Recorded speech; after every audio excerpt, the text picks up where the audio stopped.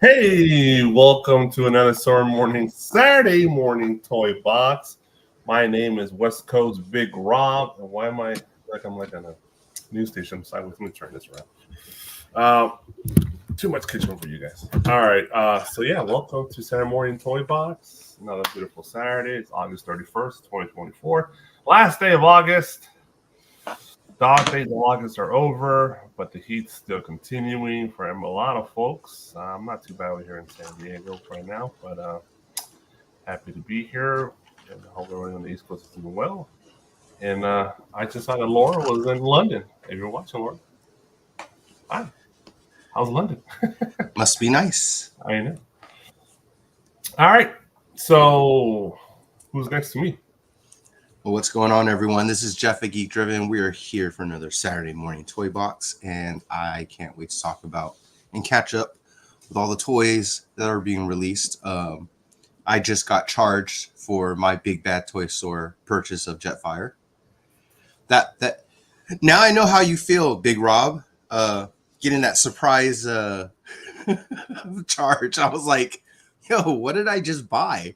Didn't even know I bought something, and I totally forgot about it from months ago, right? So yeah, so imagine how I feel during San Diego Comic Con. I was like, no, I was exactly thinking that. I was like, I'm glad this didn't happen during San Diego Comic Con. It's not like Big Rob and Steve and Charly where they're just like, oh, I just got charged for like 10 different items at one time. So I couldn't imagine. I couldn't keep track of all of that. So and I just ordered one thing. So it's one of those things where, you got to know what you're doing in this collectible hobby. It'll catch up to you and get you. Even if you know what you're doing, like me, it still catches up to you and gets to you because I had to cancel a bunch of shit. It's just like it's like all at once. We go months without shit, and suddenly all at once. Here you go. Here's 50 items. Enjoy. Honestly, I might have canceled it if I didn't make some extra money at the Burbank toy card show. So yeah, I mean it's cool, and I got some things to show. I got from the Burbank toy show and some stuff that I ordered because getting back into cards. So yeah, and I can't wait to get started. Obviously. You noticed it's just me and Jeff. Steve and Charly are out today. Yeah, they all took extra PTO. And I was like, bullshit, Mr. Handman. What the hell? Aren't you glad I picked that up? and I just like, hello? No one's asking me. Like, hello? Anybody gonna help me? Am I just doing this on my own? What's going on? Steve's got a good excuse. He's taking care of family and himself. Nobody cares. And Charly, he had a good fun time last night. So fun that he's not even at home. Exactly. We're dropping all the gifts today. Happy Labor Day weekend too. Happy Labor Day weekend, everybody. Woo-hoo. All you laborers out there, all the people that decided to get a job and be responsible for yourself and all that. Hey, how do we pay for this hobby, man? I know. I do it because I want to have fun, not because I'm responsible. So that's just me. No, I get it. Hopefully, I think my Jetfire ships, so I might have it for next Saturday. Yeah, you should. I have at least 2 items. I know I showed you guys already, but I have 2 items to show. All right, let's. Let me go ahead and run through. You go for it. I'll grab my stuff, I guess. Okay. Yeah, you go do that. All right, let's get a shout out to our sponsors. Of course, we've got our sponsor at Cover Price. If you want to get 30 days of unlimited cover price for only 99 cents, you got to type in the code Nirvana14. Great tool. Great way to keep track of your comic book collection. Great way to keep track of the market. Great way to keep track of what is hot right now or yesterday or months ago. All right. And then you go over to our pals at Bird City Comics. Now, the orders might take a little bit longer because they are in London, but you can get 10% off your purchase. by typing in the code TNH10. They just showed off a bunch of store exclusives that they have, that they got graded, that they got signed. I think they're on their website, so go ahead and check it out. Of course, they have their other store exclusives that are raw, incentives, even some toys. So go get your 10% off. And then if you go over to our pal Sean at his displaygeek.com, you can get 10% off your first purchase by typing the code teamnerdherd. You can get yourself some pop protectors, some action figure protectors, some video game protectors, and also cardboard like shelving. Real easy to put together, real sturdy. As you can see, these have been up for, I don't know, maybe 4 or 5 years. So yeah, they don't sag. Well, they sag if you don't place them in right, but you know, they're great for your collection, great for displays. And then we got to give a shout out, of course, to our TNH Horseman at Santia Rudy, Uncle Rudy. Go check him out. Go say hi. And of course, our resident DJ Eddie at Beats by Monster. Go say hi to him on Instagram as well. He gives us all the great music and beats and the vibes. So go say hi. And then, of course, we got the chat. So, of course, GT Key Comic was here at 8 a.m. in the morning. He beat us. I wasn't even awake by then. So thanks, GT Key. Thanks for dropping by. And then we got JD, Raging Cajuns Comics. Let's go, Cobra. And then we got 78 points of articulation. What's good, Toy Nerds? What's going on, 78? Thanks for dropping in. How many rattlers do y'all buy? That's a question for Steve. Maybe Big Rob here. And then Raging saying, yo, what's up, 78? And JD only got one. So that's it. We're all caught up. Mr. Big Rob, you've got your coffee and your whatever food you got over there. Donuts, maybe? No, I got my pumpkin spice latte and my pumpkin cream cheese muffin. Of course. I'm punking out. Oh, It's not even pumpkin time. hey, it was 2 weeks ago, bro. We don't have summer anymore. We're straight into Halloween season. We're in because Halloween's in August, September, not in October. It's in August, September. Half of October. Then the second half is Thanksgiving, and technically there is Halloween there. Then the first half of November is Thanksgiving, because the second half is no longer Thanksgiving; it's Christmas. This is according to retailers. Yeah. So, no, they already technically it's already Christmas at Costco. There's already Christmas shit. That's just nuts. Sorry. So we'll do mail call. You have anything to show for mail call? Yeah. I got a few things. There you go. Go for it. Let me highlight you, sir. Oh, not that. Why did it? Come on, dude. Let me remove that. There you go. I don't know why I did that.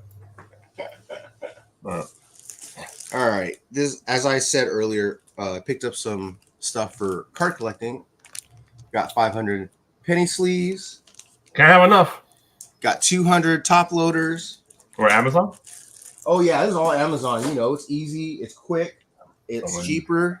Oh yeah, he bought that Amazon. And 200 card savers. If you don't know what card savers are, it's basically what you gotta submit your cards in for grading. They don't really like it in anything else.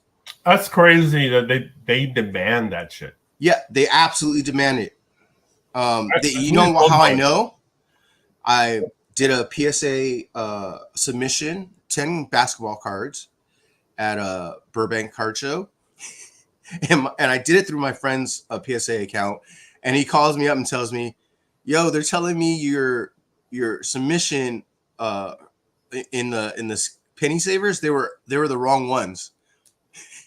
And look, the ones I submitted them in, they are penny savers, but they're slightly shorter than the normal penny savers they want them submitted in, because these are like, yeah, these are old, right? So this penny saver, okay, yeah, the card sleeves, okay, yeah, this penny saver is actually smaller. I'll show you the size. Yeah, so everybody, if you ever want to do a submission, you'll know that there's different sizes. Look. Yeah, It they is want it is the smaller, the one that I submitted them in. And they were like, nah, that's not good. And I'm like, they're penny savers. They're just old. But whatever. yeah, it's ridiculous. It is. They're really picky. But They don't want to be responsible for damaging your cards. So no, it's to me it sounds like they're helping out a friend. yeah, I bet it is. You know, I'm sure they have plenty of friends in the industry. Yeah, that's it's not. They don't give a shit about your cards. It's just about helping out their buddy, or they're probably the owner. I was supposed to do another submission. So PSA always has these monthly specials, right? So for August, actually technically still right now, I think it's like $14.99 or $15.99 a card. And that's pretty cheap. So I submitted 10 basketball cards, and then their TCG non-sports cards are like $1 cheaper or $2 cheaper. And I was supposed to submit like 20 of them, but I screwed up because I tried to submit these two cards, right? The one that it's like only 50 in the world, and then this one signed by Will Portasio. They wouldn't take those in that submission because they're signed after the fact, so they're not authenticated signatures, and so that has to be like submitted separately. So like I only had 18 cards to submit at the show, and it doesn't meet the requirements of the minimum requirement of 20. So I had to take them back home, but I did submit them. Technically, they're submitted online. I've already purchased it. Proceed, and I get the good thing is when you do these specials, if you submit it online and you check out and everything, you get up to 30 days to get them to PSA. So as long as they arrive within 30 days of the end of the month, it'll still count toward that special. So I don't have to get hit with everything right away. And then, so obviously I'm going to submit all of these cards, which are the X-Men 97 foil boards. And then there's a gold foil board Jubilee in here. Submit those.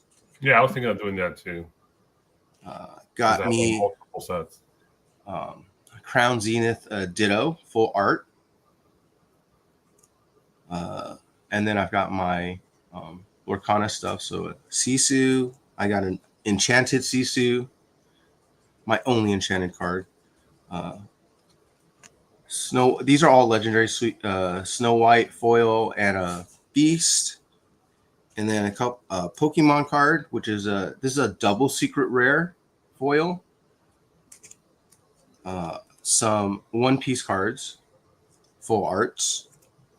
Of course, the new Star Wars Chromes that if you haven't watched, so where we ripped them online, and the one of 25. I mean, the out of 25, I Love You, which is, I think this is one out of like 600 plus packs. Basically, more than a case hit. And of course, these are really cool Ice Cube cards and a 2 Live Crew card. So if you ever remember what the album looked like, but yeah, those are the cards that I'm submitting. And I even, so for this card right here, this is a Japanese 151 card, and it's actually the Master Ball. So if you can see the ball, the foil balls, the Pokeball, it actually looks like it has mouse ears on it. That's what the Master Ball is, and this is the Master Ball version. And it actually looks like it can get a perfect BGS 10. So I might submit this to Beckett, because if you submit it and get a BGS black label, it's definitely will be worth the most that it'll ever be worth. So yeah. And I did at the Burbank show. Of course, at the Burbank show, I picked up comic books. Got some old comic books, all for like about $1 each. Shadow number 2. That was Casper number 2. Big Rob will appreciate this. Star Trek Starfleet Academy number 1 in a newsstand. Mike would appreciate this. Conan the Barbarian, also Big Rob. Number 1, the movie special. And then a couple of Power Man Iron Fist to fill in the collection. And, for $1, I know they're beat up, but I really don't care. Some Golden Age Little Lulu. And a Golden Age Donald Duck. Damn, that bag is beat the hell up, bro. I know. It's hella beat up. I wanted to put in a new bag and board, but I realized I don't have any Golden Age bags and boards. So you definitely need Golden Age bags and boards for Golden Age comic books. There's no two ways around it. They are absolutely wider than regular comic books. I bought a bags and boards a while back. That was literally 5 years ago, and I still have them. I'm slowly but surely spraying them down. But. I might have to grab 2 of them from you one day. Yeah, I don't even know what they are, but they're somewhere around here. It's all good. Yeah, that's it. I think that's it. My wife just split up the dogs, which they don't like. Bubba had to go to the haircut and shower. Khaleesi couldn't go because she's sick. Oh no, she couldn't go. So she's where she's behind me, I think, somewhere. Yeah, she's right next to me now. Oh yeah, she can't take it. Yeah, it's too much. Oh, so I just left right now. All right, my turn. I only got 2 items, so I'll be quick. These are 2 toys. You know what? Hold up. Let's. I don't know, man. And it's too quiet. I have to put us in the romantic mood here. November 15th is Christmas time. Yeah, it's romance. Oh man, yeah. Yes, I'm back into cards. Yeah, he's obsessed now.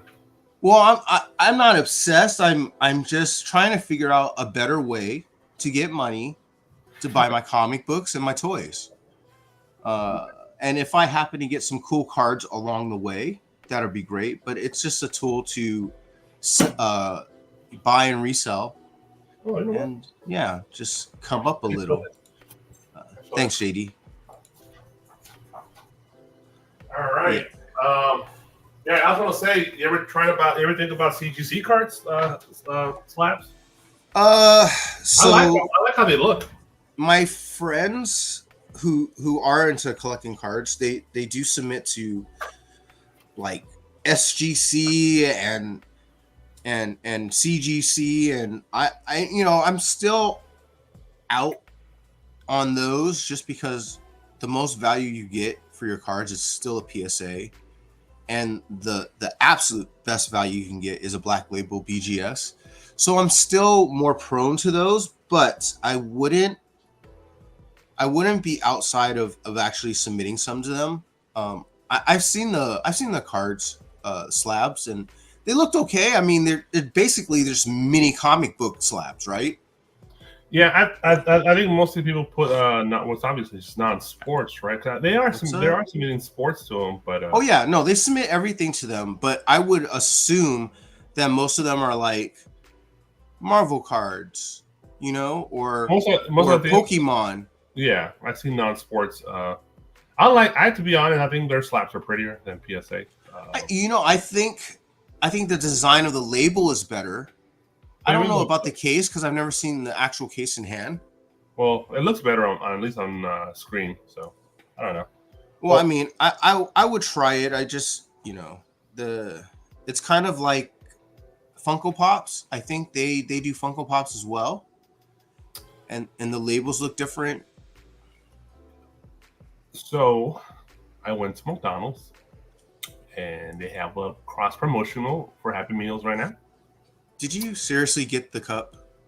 Oh, the cup I got lots of. I got one cup. It was what was it? No, it was a Snoopy. I think it was I don't know. But you got a Snoopy. Not the cup. Well, but yeah, I think it was Snoopy. But no, the most recent one. No, the cups are better in Canada. Those are actually glass. The ones here are straight trash. They're plastic. No. I'm getting to it, Apollo. I'm getting to it. So Oh. I wanted one particular plushie from McDonald's. And my luck, first hit, I got the plushie I wanted, which is the Black Magician Hello Kitty. Oh my God! Is that Dark Magician? Oh yeah, I'm sorry, Dark Magician. Dark Magician. $70 a set for these little things. So that looks cool, but it has a little. The question is it yours or your daughter's? That's my own. My daughter's 25 too, so it's yeah, like she still don't collect Hello Kitty. But I got the next one. I got 3 of these because I went to a Dodger game a couple weeks ago. Another reason I'm kind of broke, besides Comic-Con, Dodger games are really expensive, especially if you don't live there and you got to stay at a hotel and you got to travel and all that stuff. I stay in the Mecca right now of Dodger fandom. I stay right in Little Tokyo. There's a million Japanese in town every day to watch Shohei Ohtani fucking break records, and that's where I was at the main hotel. I was at the Sheraton or the Hilton. I can't remember. One of those nice ones right in the middle of Little Tokyo. The anime jungle's right there. All the ramen and sushi's all. It's a giant mural of Ohtani on one of the walls there. I love J-Town. So our luck, it was Hello Kitty night at Dodger Stadium that night, and I got 3 of these, and my daughter's getting one of them. Me and my wife are keeping one of them, and we're giving another one away to a special friend who we'll let them know later. They haven't told me yet, but this is what they gave, the free promotional gift. It's a Hello Kitty 50th anniversary Dodgers kitty. Well, thanks, Big Rob. Didn't you give me Hello Kitty because you didn't want it? I know, I did. Hello Kitty 50th anniversary.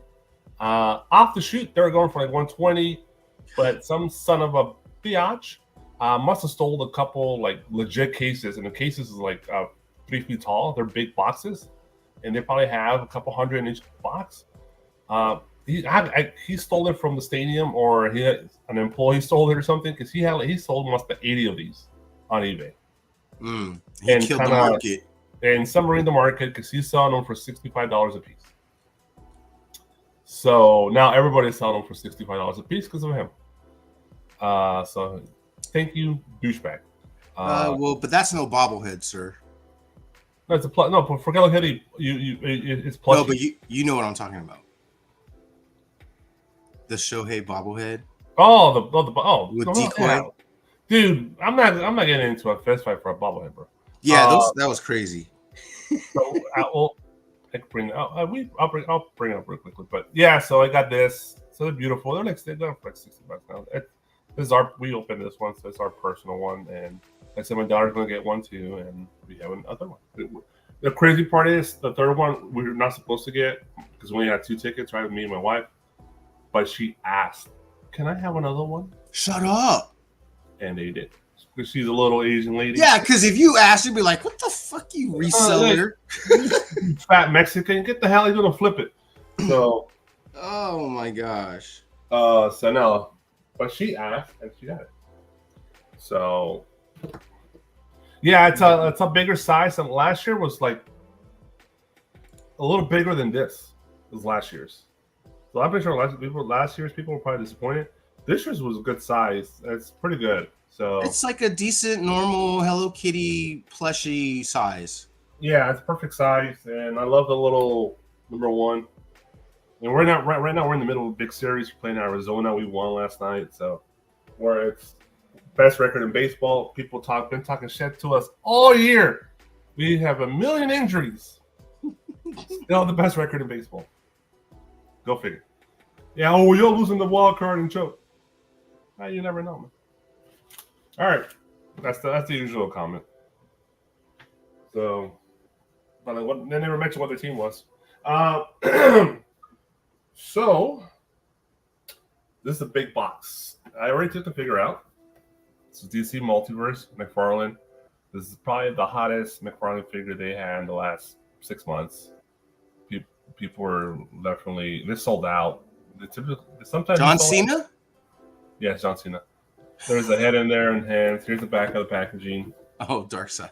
It's the bonsai Dark Side. Bonsai! And doesn't it look like it? Like the fucking Japanese bonsai flag?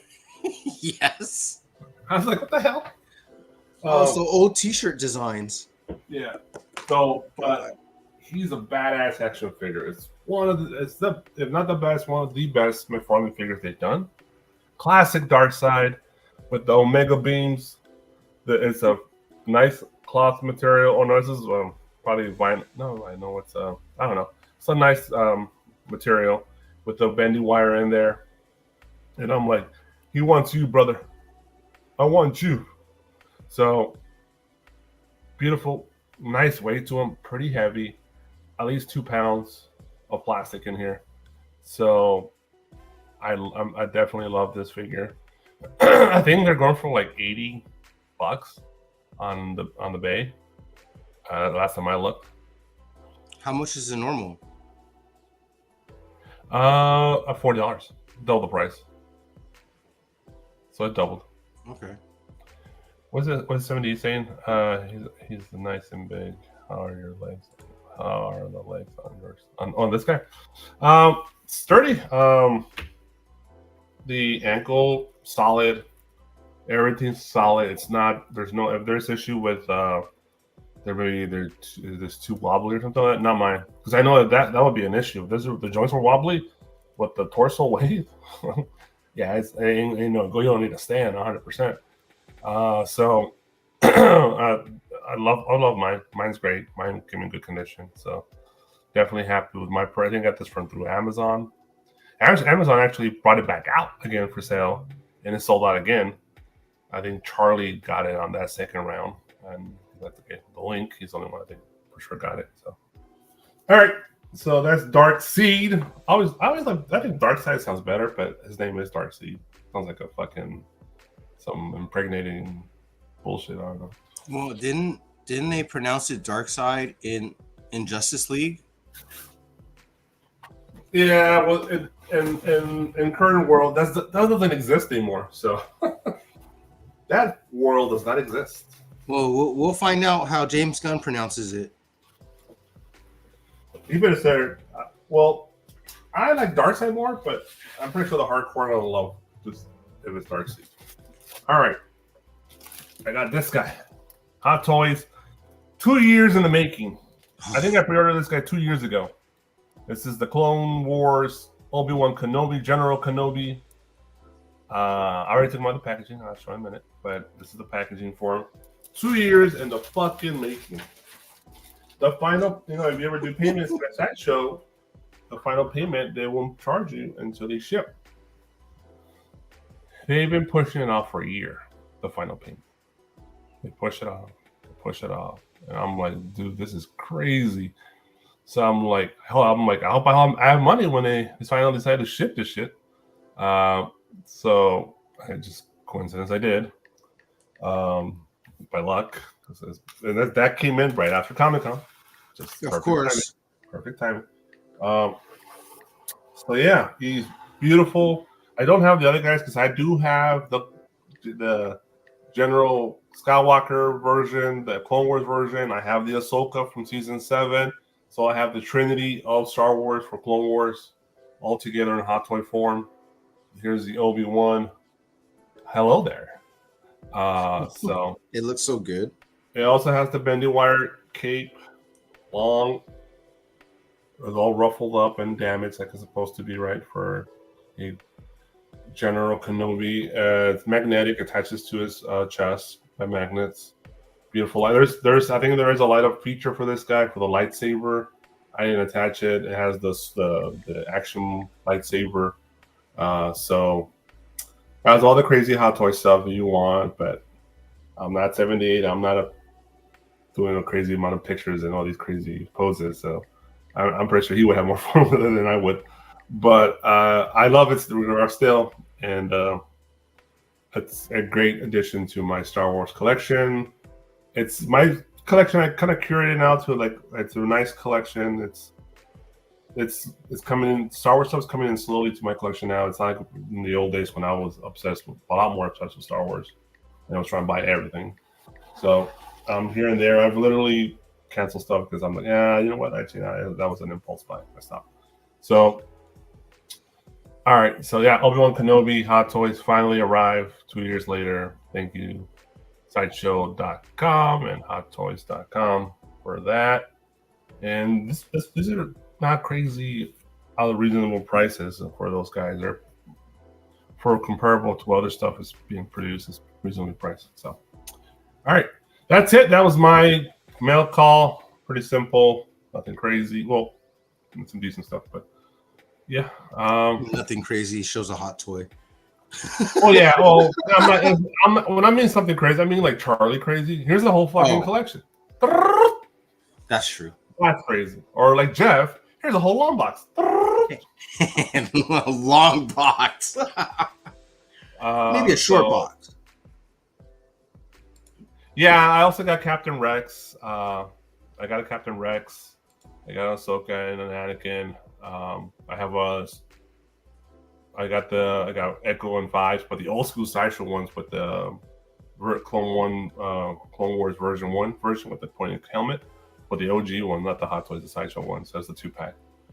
I have those ones. I have the silver Clone Trooper, also version 1 Clone Trooper.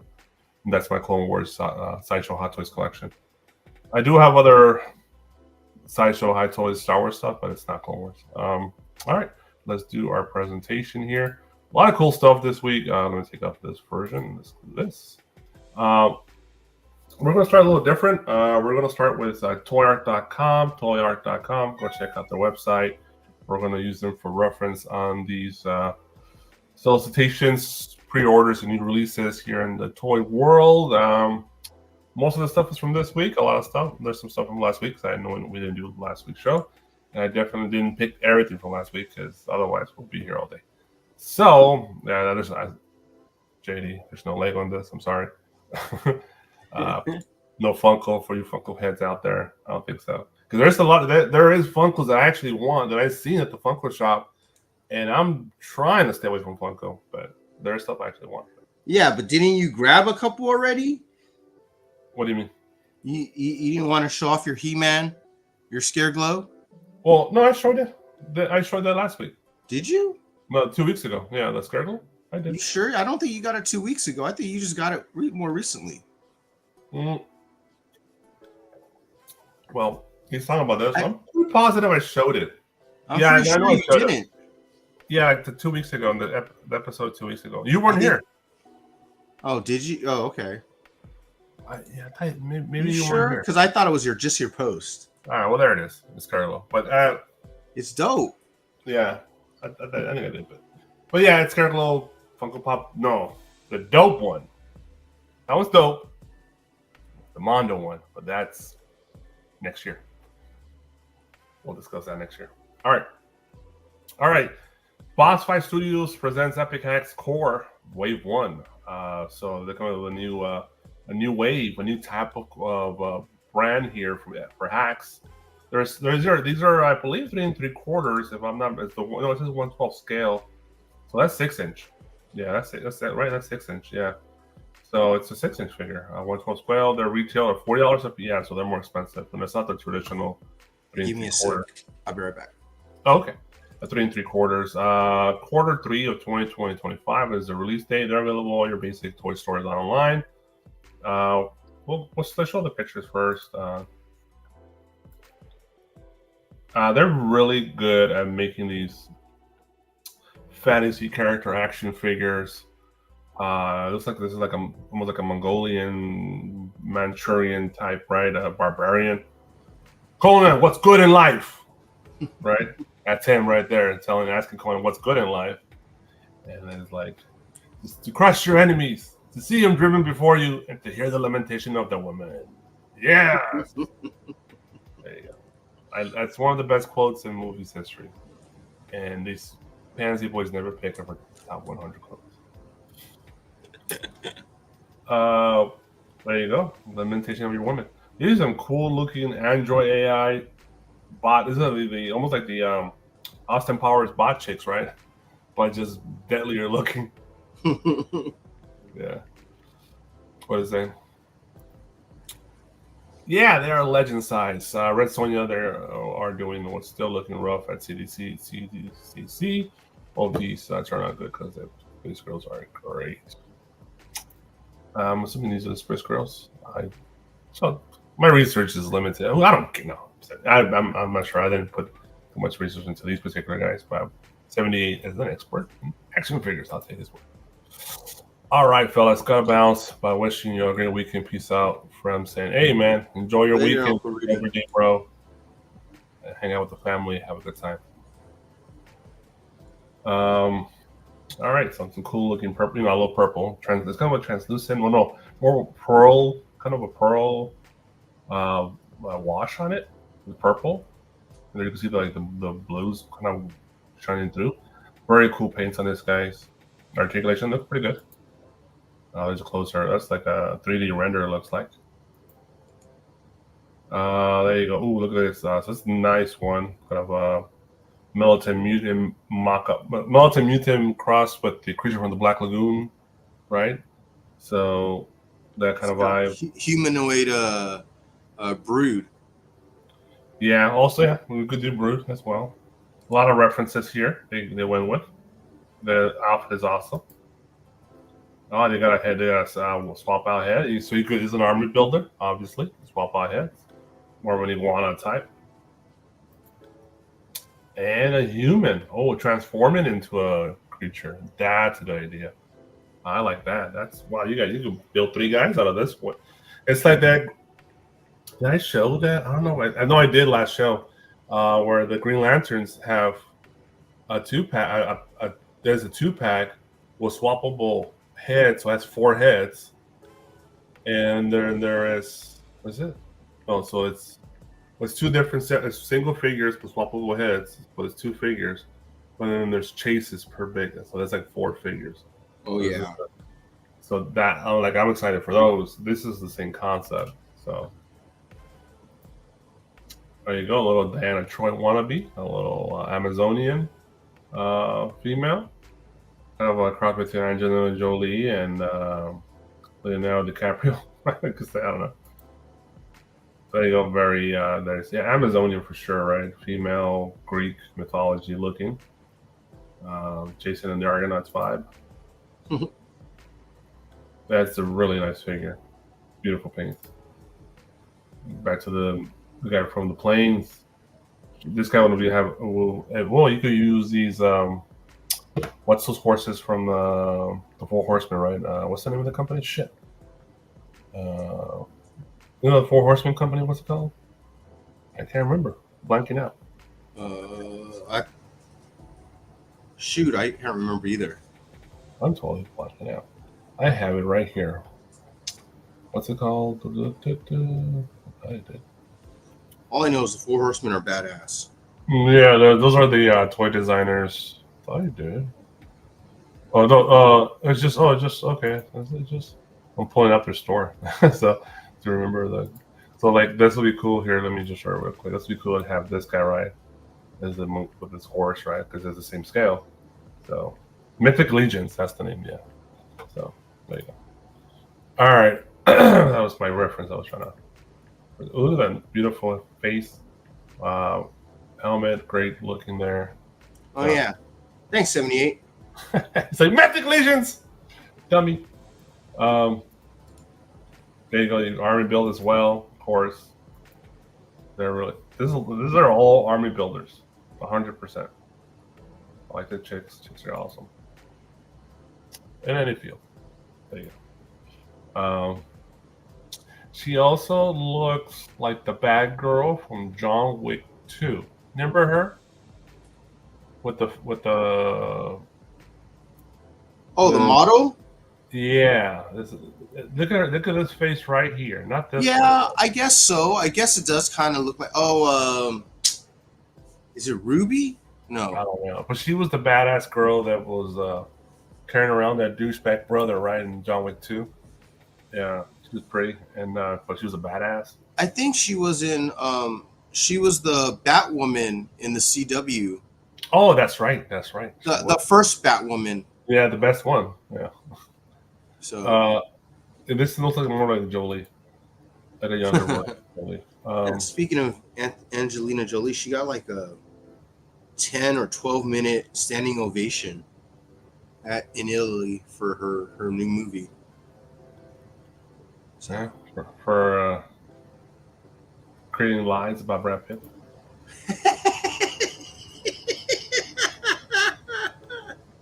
She's a stand-up person. That's for sure.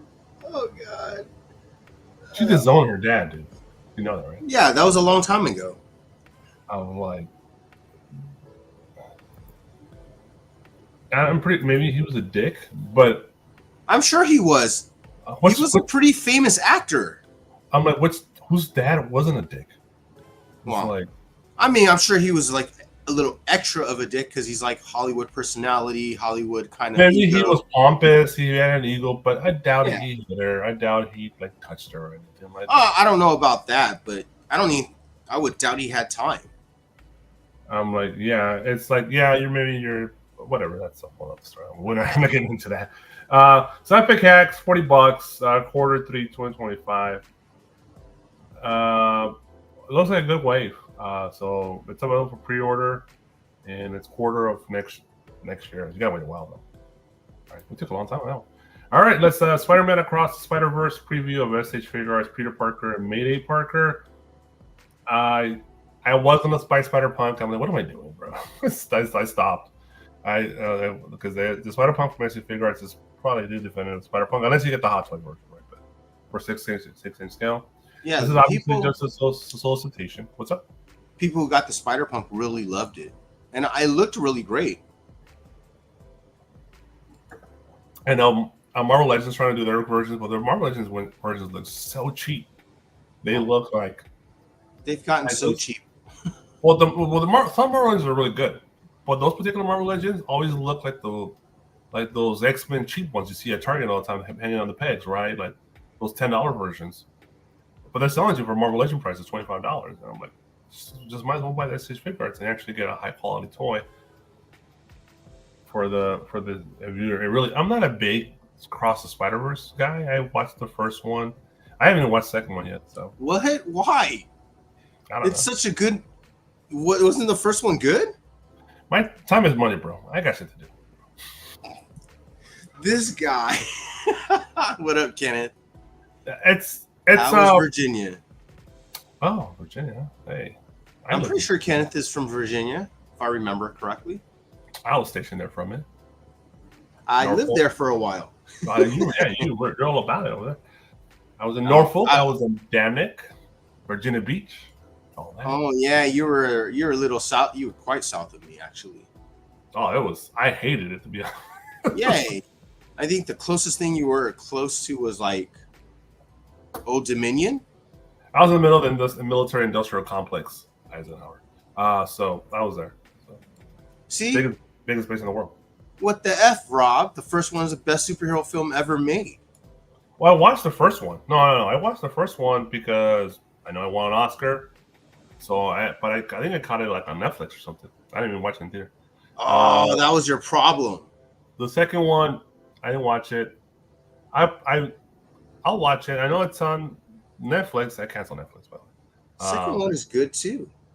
But it'll be on my list to watch in the next 3-4 years. You know how long your list is right now?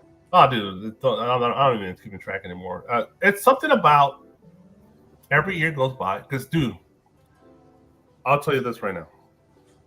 I challenge anybody to live the intensity of a film goer that I lived from 1990 to 2000, 10-year period. I lived in a video store. I worked at the theater. I lived in a video store. Oh, that's true. I rented movies. I worked there Monday through Sunday, not 2 days a week. Monday through Sunday, every day. And rented fucking movies. And all I did was watch movies and rent movies to people. Watch movies and rent movies to people.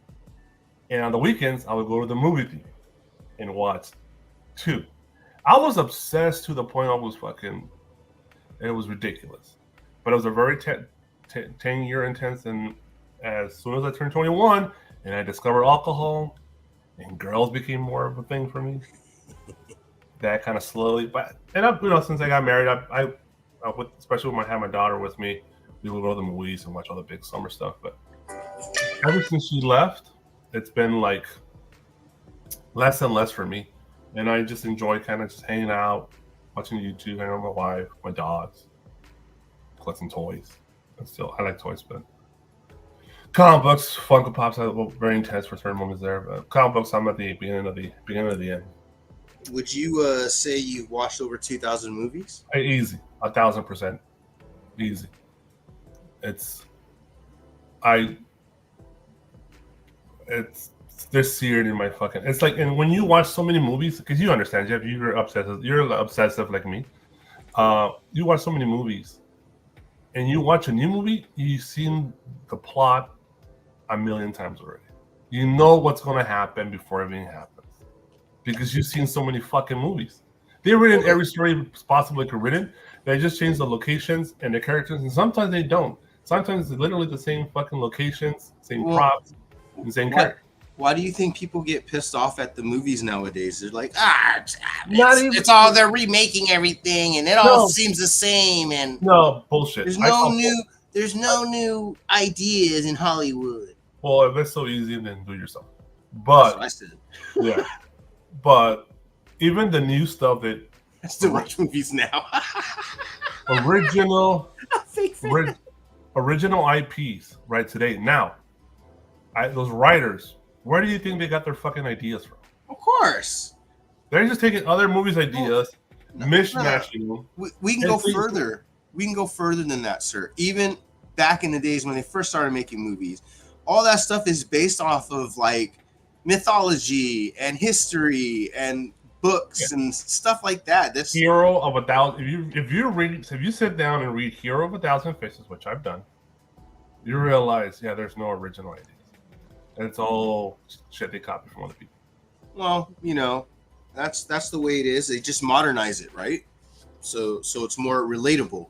I'm a history graduate, so arguing with me about stuff's like wrestling with a pig in the mud. The more you argue, the more I'm gonna like it. So. Well, I mean, that's what they got to do with Superman, right? That's what James Gunn's got to do. He's got to rewrite it for today's day because no one appreciates it from its original time frame and how that story setting is. And they're like, he's a Boy Scout, blah, blah, blah. It's just like, all right, so you got to rewrite it.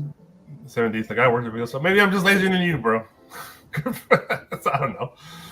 But the point is, I really don't need to. But I watch it here and there. Sometimes, what was like? God, I remember when I was a kid, either from Blockbuster or Warehouse Video or any mom and pop video store, I would come home with a stack of rented video.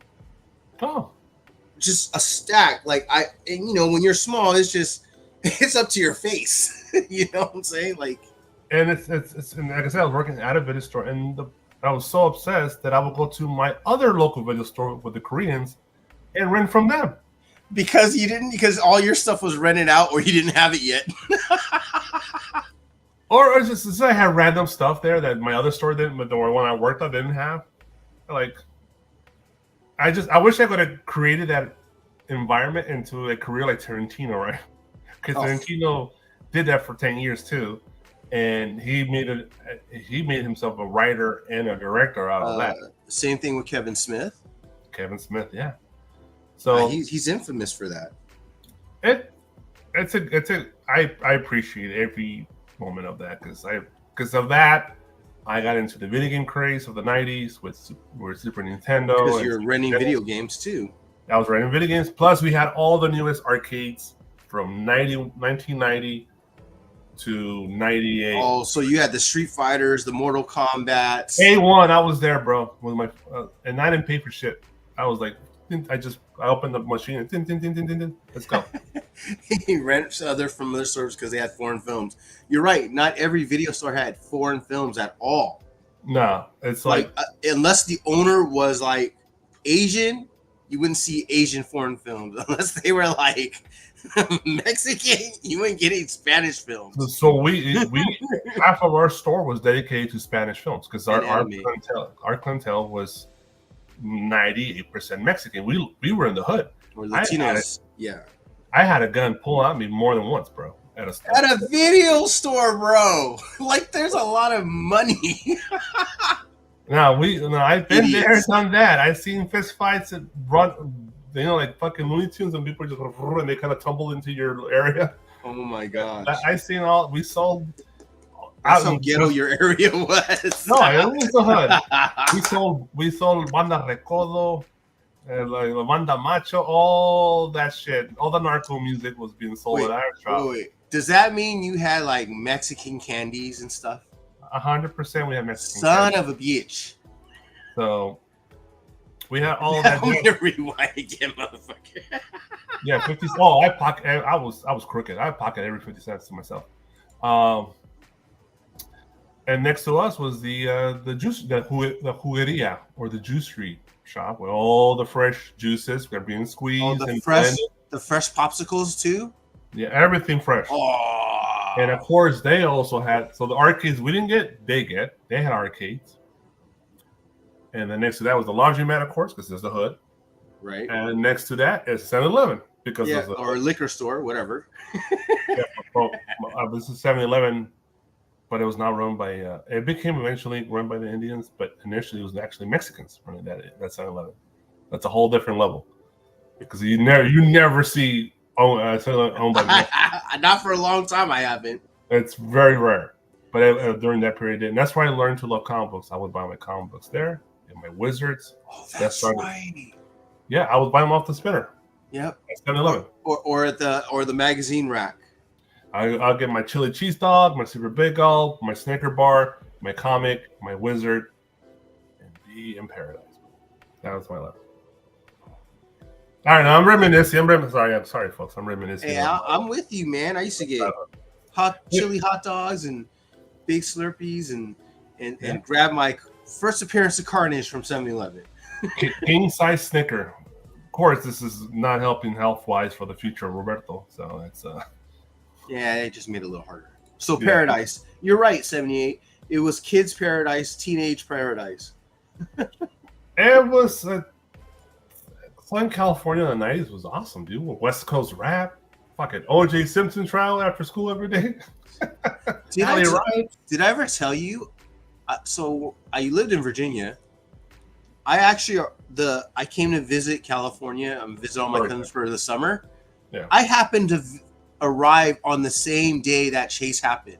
So the whole airport is all standing near televisions watching this chase. Oh, it was a day to be alive, man. Earthquakes every year. Oh, God. Jeez. Big earthquakes. Yeah, it was good old days, man. Wild, Wild West. Yeah. This is the one that's going to break off California. Yeah, so we're still here. So Tamashi Nation, Spider-Man Across the Spider-Verse. It's a cool figure. It's just a little citation. No price points, no times. It's just showing, hey, man, it's coming. Keep an eye out for this action figure. That's what we'll let you know. If it ever comes out, and there's price points and all that stuff and dates, we'll let you know. So let's move on. New Conan Barbarian 5.5 inch. I should have had this on my Super 7 presentation, but I have it now, I guess. Action figures, reaction figures. These are Master Universe retro style action figures, but it's Conan the Barbarian, the original Barbarian. But actually, Master Universe is based off the Conan. Of course, we all learned that Master Universe, Mattel took the idea they were given to by, was it Paramount or MGM? Can't remember who did Conan, but they hired Mattel to do the figures for Conan. Mattel backed out, took the idea, and made their own line, which became Master of the Universe. Yeah, I'm pretty sure they got sued, but they won. They won, yeah, because it was not the same. That's what the judge said. So there's that particular style, and there's also 78's favorite reaction figures. So you got the reaction figure for Valeria. She is so badass. This was her role. She almost was a bigger character than Conan in that particular film. Interesting. You know what? 70, I see it more and more Motu inspired Kickstarters nowadays. It's crazy. Mm-hmm. Yeah, I see a A lot lot of of new toys. We are going to talk about one Kickstarter today, I believe. Well, I have it here in my thing. So yeah, it's Valeria. Here's Subbotai. Nothing ultimate about them. um, We get it. We get it. They're not as articulated, sir. well, you gotta be a 3 3/4 Star Wars lover to appreciate these. If you're not into Right. those 3 3/4 Star Wars figures, you're not going to be into these. So Conan, Warpaint, and collect them all. There you go. And then of course the Motu inspired ones, the Barbarian, Conan. What's good in life? And what's good for the goose is good for the gander. If you go. He-Man, if Master of the Universe is going to steal from them, they're going to steal right back. The Arnold Schwarzenegger likeness is pretty good, actually. Oh shit, that is pretty good. Yeah. But it looks like Fat Arnold. Yeah, no, it looks like he's chewing on a piece of steak. This is a great image of Arnold there. Here's Warpaint Conan, and there's a chase. Do they have the chase in here? No, this is the back of the card. I always appreciate the war paint more. Yeah, here's the bloody war. I don't know if it's a chase or just another version, a variant. Bloody war paint. So there's that version of the war paint one. Kind of hope it's a chase, but then as a collector, you kind of hope it isn't. They will. Funko, when they were doing these a while back, they had chases in there. I have a chase. I have a Street Fighter M Bison chase. No, not a Bison. A Chun-Li chase. Yeah, pretty badass. Available now. I was actually up for pre-order everywhere, and then Super 7, I believe, too, as well. So you can pre-order them everywhere. All right, let's move on. NECA Ben Cooper's Kids Collection Series 3. No. So these, I have one of them. I love them. I am chewing. That's why my video. Get my Creature from the Black Lagoon costume. That's what I have. And I'm good with that. I love to collect all of them because this is my era. This is Jeff's era. And a lot of folks is watching this show. This is their era. That Kmart, Woolworth, whatever you drugstore or grocery store you buy your costume at. These were the costumes that were being sold for like $10, right? I think back in the day, or $7, even cheaper, maybe $7. I think it was cheaper. Yeah, I have pictures of myself wearing the Hulk one. So this is a picture of being He-Man. Yeah, I know. I know I own the Skeletor one, but I don't have a picture of that. Here's Aliens, Gremlins, and Gizmo and a Gremlin, or it looks like a Stripe. Stripe. And then Beetlejuice, the animation version, Beetlejuice, not the film version. So let's take a closer look at these images. They're really well done, well painted, nice articulation on them. They come with candy, like Halloween candy bags. Oh, that's cool. He comes with the pumpkin style one, those little plastic ones. The Beetlejuice, but it's a skull. So that's awesome. There's alien one is gnarly, bro. They actually come with it? The bag, yeah. The bucket? Well, this one has the bag. That has the bucket. Yeah. Wow. So they're not expensive too. I think like $20. Don't you remember like the stores would hand you the trick or treat bags in the malls? I had this bag. Yeah, I had that one too. And then remember back in the days they made smaller ones so you could put candy in it and then give it out to your classmates. Yeah, I remember this orange one. Yeah, that too. Of course, there's the famous one, the pumpkin one, right? So here's the packaging on each one. Oh wow! Vintage Wait, those stuff. are action figures. Yeah, no, yeah. These are. That's one I just showed you. It's like 4.5 inches tall. They're great. That's why they came with a bucket. Yeah, these are awesome. I love. I thought it was like legit reimagined ones for kids today. They're not toys. Oh, this is the third wave. Okay. Yeah, it's already the third wave. Let me see if I have. I know maybe not everybody's aware. of these. So let me see if I can find the other waves on BBTS. So yeah, here's you see that's the ones I have this one. This is wave 2. This is wave 1. Oh, these wow, man. Just the set is available. The individual sold out. Okay, so there's wave 2. Also, skeleton was wave 1. So wave 2 had the witch, another devil, some creatures, vampire. So it was more traditional Universal monsters kind of vibe. The first 2 waves. This is the first license wave, right? Where they got to do license. Yeah, the other stuff is like ghosts and ghouls. Yeah. So, which is the original. That should be the way. That's how they started those costumes. And I know there's a wave 4 and a wave 5 coming, and I think I've seen wave 4 already. I can't remember. I saw it online somewhere, but I don't remember the top of my head. But UTS just is down to the set. They can't buy them individually anymore, so it's $84 for the set. Wow, first one's going for money. Second is out now. And yeah, I bought mine directly from NECA.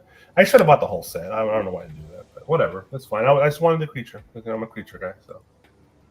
Okay. Don't make them come out with the Transformers and He-Man. I'm all over it.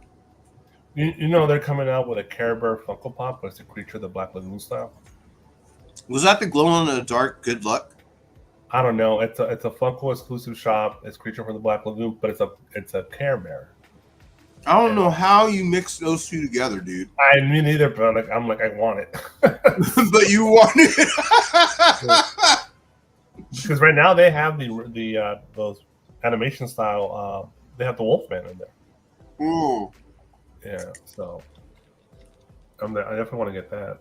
All right, let's move on from Ben Cooper. Yeah, and Sony's right. Those first 2 waves are going for definitely money. Yeah, but they always get you. Say no to Funkos. Hey, 78, calm down. So this was it Friday? I think it was Friday. It was Target Geek Out Fall 24. So that's their 4th quarter. It's their quarter, right? I guess at this point. Oh crap! I did. Thanks, 78. I did forget something to show that I got new. I'll go grab it. Okay. So Target Geek Out this week, and they did a whole Batman. Well, McFarlane toys, number 1, but the theme was definitely Batman animated series. Released this, but they had other stuff. They had some of the new statues. So let's go. Can we just go directly to? Yeah, we can. Let's do this. Go straight to the collector spot for the Fall Geek Out and see what's available. Click on this. The Batman. So, yeah, so this might be more. So they're all available at Target. Maybe not. Let's just do the pictures. So they did a couple of the statues. The classic Dicko. That one, yeah. That's the drug. Is that the drug issue? No, it's the like, racial discrimination one, I think. Okay. Maybe there is drug issue in there too. No, I think it's because the drug issues are famous because they don't have the Comics Authority's code on it. Yeah, it's a certain little run of issues that they started doing like issues on the Spider-Man comics. My brother gifted me this image as a frame image. I think he got like cool. a Ross or something like that. But it's a nice glass and frame and all that. So I have this image on my wall. Yeah, there's the comic. So issue 68, Crisis on Campus. Yeah, it's more. Yeah, I think it is a drug issue. Okay. All right. So there's Spider-Man. Yeah, because they heard that DC was going to do it, and they took their idea. The Green Arrow. And Green Lantern. Yeah. But DC was more corporate at that point, and they hesitated, and Marvel didn't. They're more independent at that point, so they jumped at it. So there you go. These are pretty, man. You see them in person? Some of these are really big.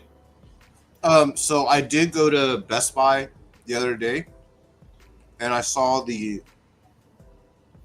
one of the there's 2 Spider-Mans that they had on the shelves. One is like small, so yeah. One is about, I don't know, that big, and the other one's like that big. So yeah. I saw the Captain America. Captain was big. So here's this is what Amazing Spider-Man 316, Venom. So everybody knows this book. Yeah. And then I got a Funko Pop. And there's a oh, there you go. Sorry, 78. Oh, he got that's a good one though. Yep, got it. It's crazy. It's crazy how expensive that book got. No kidding, right? Yeah, considering that the movie flopped. It was like a $20 book forever. I think I ended up buying it for like $35 in my shop, and that was like just the average price at that point. Now it's like over $100, right? I don't know. I don't think I bought it for $100, but there's a version with Todd McFarlane's signature, so a lot of these have the autographs. This is pretty dope. So I've seen the Batmobile at Target already, and it's a big one, a humper. So this is gonna be really big. You know how I feel? Look at these are McFarlane size action figures in there. No, those are McFarlane size action figures. I'm pretty positive. Are you sure? If I'm wrong, correct me. But fuck, if you're right, good lord. Let's just go here, click on it. Yeah, $150. I'm pretty sure this is. I guess it would be then, huh? Yeah. $150 better be. Yeah, 6-inch scale. Wow, that means that thing's like over maybe about a foot long. It's like the fucking TIE Fighter from Black Series. Okay, damn. Maybe the TIE Fighter's tall. This is gonna be just wide at TIE Fighter, but not tall. Yeah. Because it's more sleek. So cool. I would love to just mount this on my wall. That's so dope. Yeah, it's like light up features and all that shit too. Wait, all of these are McFarlane's? Huh? Are these all McFarlane's? Yeah. Oh wow. These are all Batman animated series. Here's a Build-A-Figure. Here's a Batgirl. And the Build-A-Figure is Zeus, the Batman animated version of that. That looks really good. So like I don't think they can screw up the animated ones because it's just it's supposed to look like the animation. So it's very distinct. Yeah, the only thing I hate about the animation was that I don't know, they're doing it too. I don't know why they have to do it this way. I hate it. This is the articulation for the original DC Direct ones and the McFarlane ones are the same. I hate the articulation. It's like this weird, stupid articulation. Stiff. Yeah, like I have a couple of the original DC where I have like Two-Face, Catwoman, who else? Shit, I can't remember. Oh, Mr. Freeze. I think one more. So they're just basic articulation, basically. Right? Yeah, but no, it's just not as basic. It's just like the way the articulation is built. It's not the odds of you get them to stand up correctly. It's gonna be hard. Oh wow. But maybe these McFarlane ones are better about that. But the DC Direct ones are like that, and I hated them. They're very brittle. These Direct ones too. They usually snap. But this is the Joker from their famous Christmas episode. I think season 1 of volume 1 of that Batman classic episode. For Christmas, a much watched episode. I watch this not every Christmas, but every other Christmas I probably watch this episode. He's got the Charly Brown Christmas tree. Yeah, pretty much. So that's a great episode they're referencing here.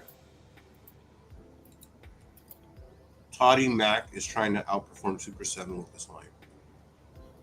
So, and then they went really Kenner on this one. Wow. I don't remember this from the show, but maybe what did happen on the show. But to me, this is Kenner Batman fucking action figures. If you remember, you know what I'm talking about. With the crazy costume for Batman. This is the reference from the show, but I don't remember that at all. So maybe it did happen. Maybe the Freeze episode? I guess no. Is it the lightning for the Zeus one? Oh, did he get powers from the Greek god? No, it's probably because the guy's not a god. It's just a dude with fucking electric rod or some shit. Oh, okay. He's just a regular guy. I remember that episode correctly. The guy's a regular dude, but he's like Bruce Wayne, really wealthy, very smart, but he's psychotic. So he's Bruce Wayne. Yeah.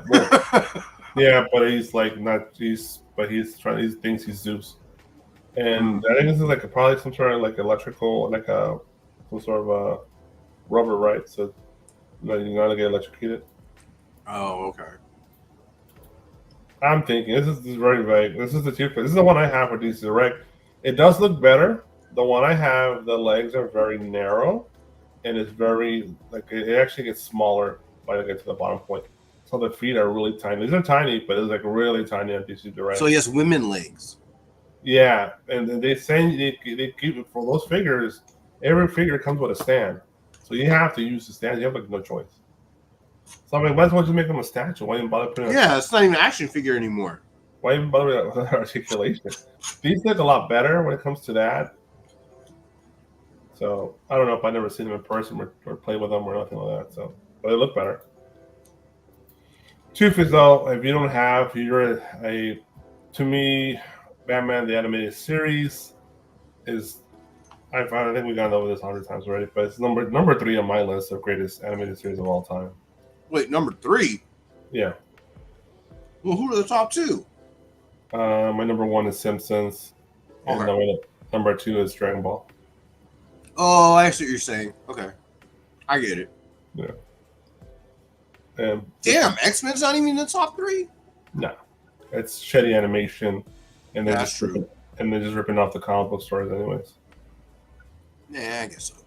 It's still nostalgic as fuck, and I watched them all of them. But when it comes to actual cartoons, no. You know what? You know what's underrated that I think I really, really like is Superman the animated series. Superman animated series is a million times better than X-Men, but I know no one's on the. Yeah, I agree. Poo me on that. Way better.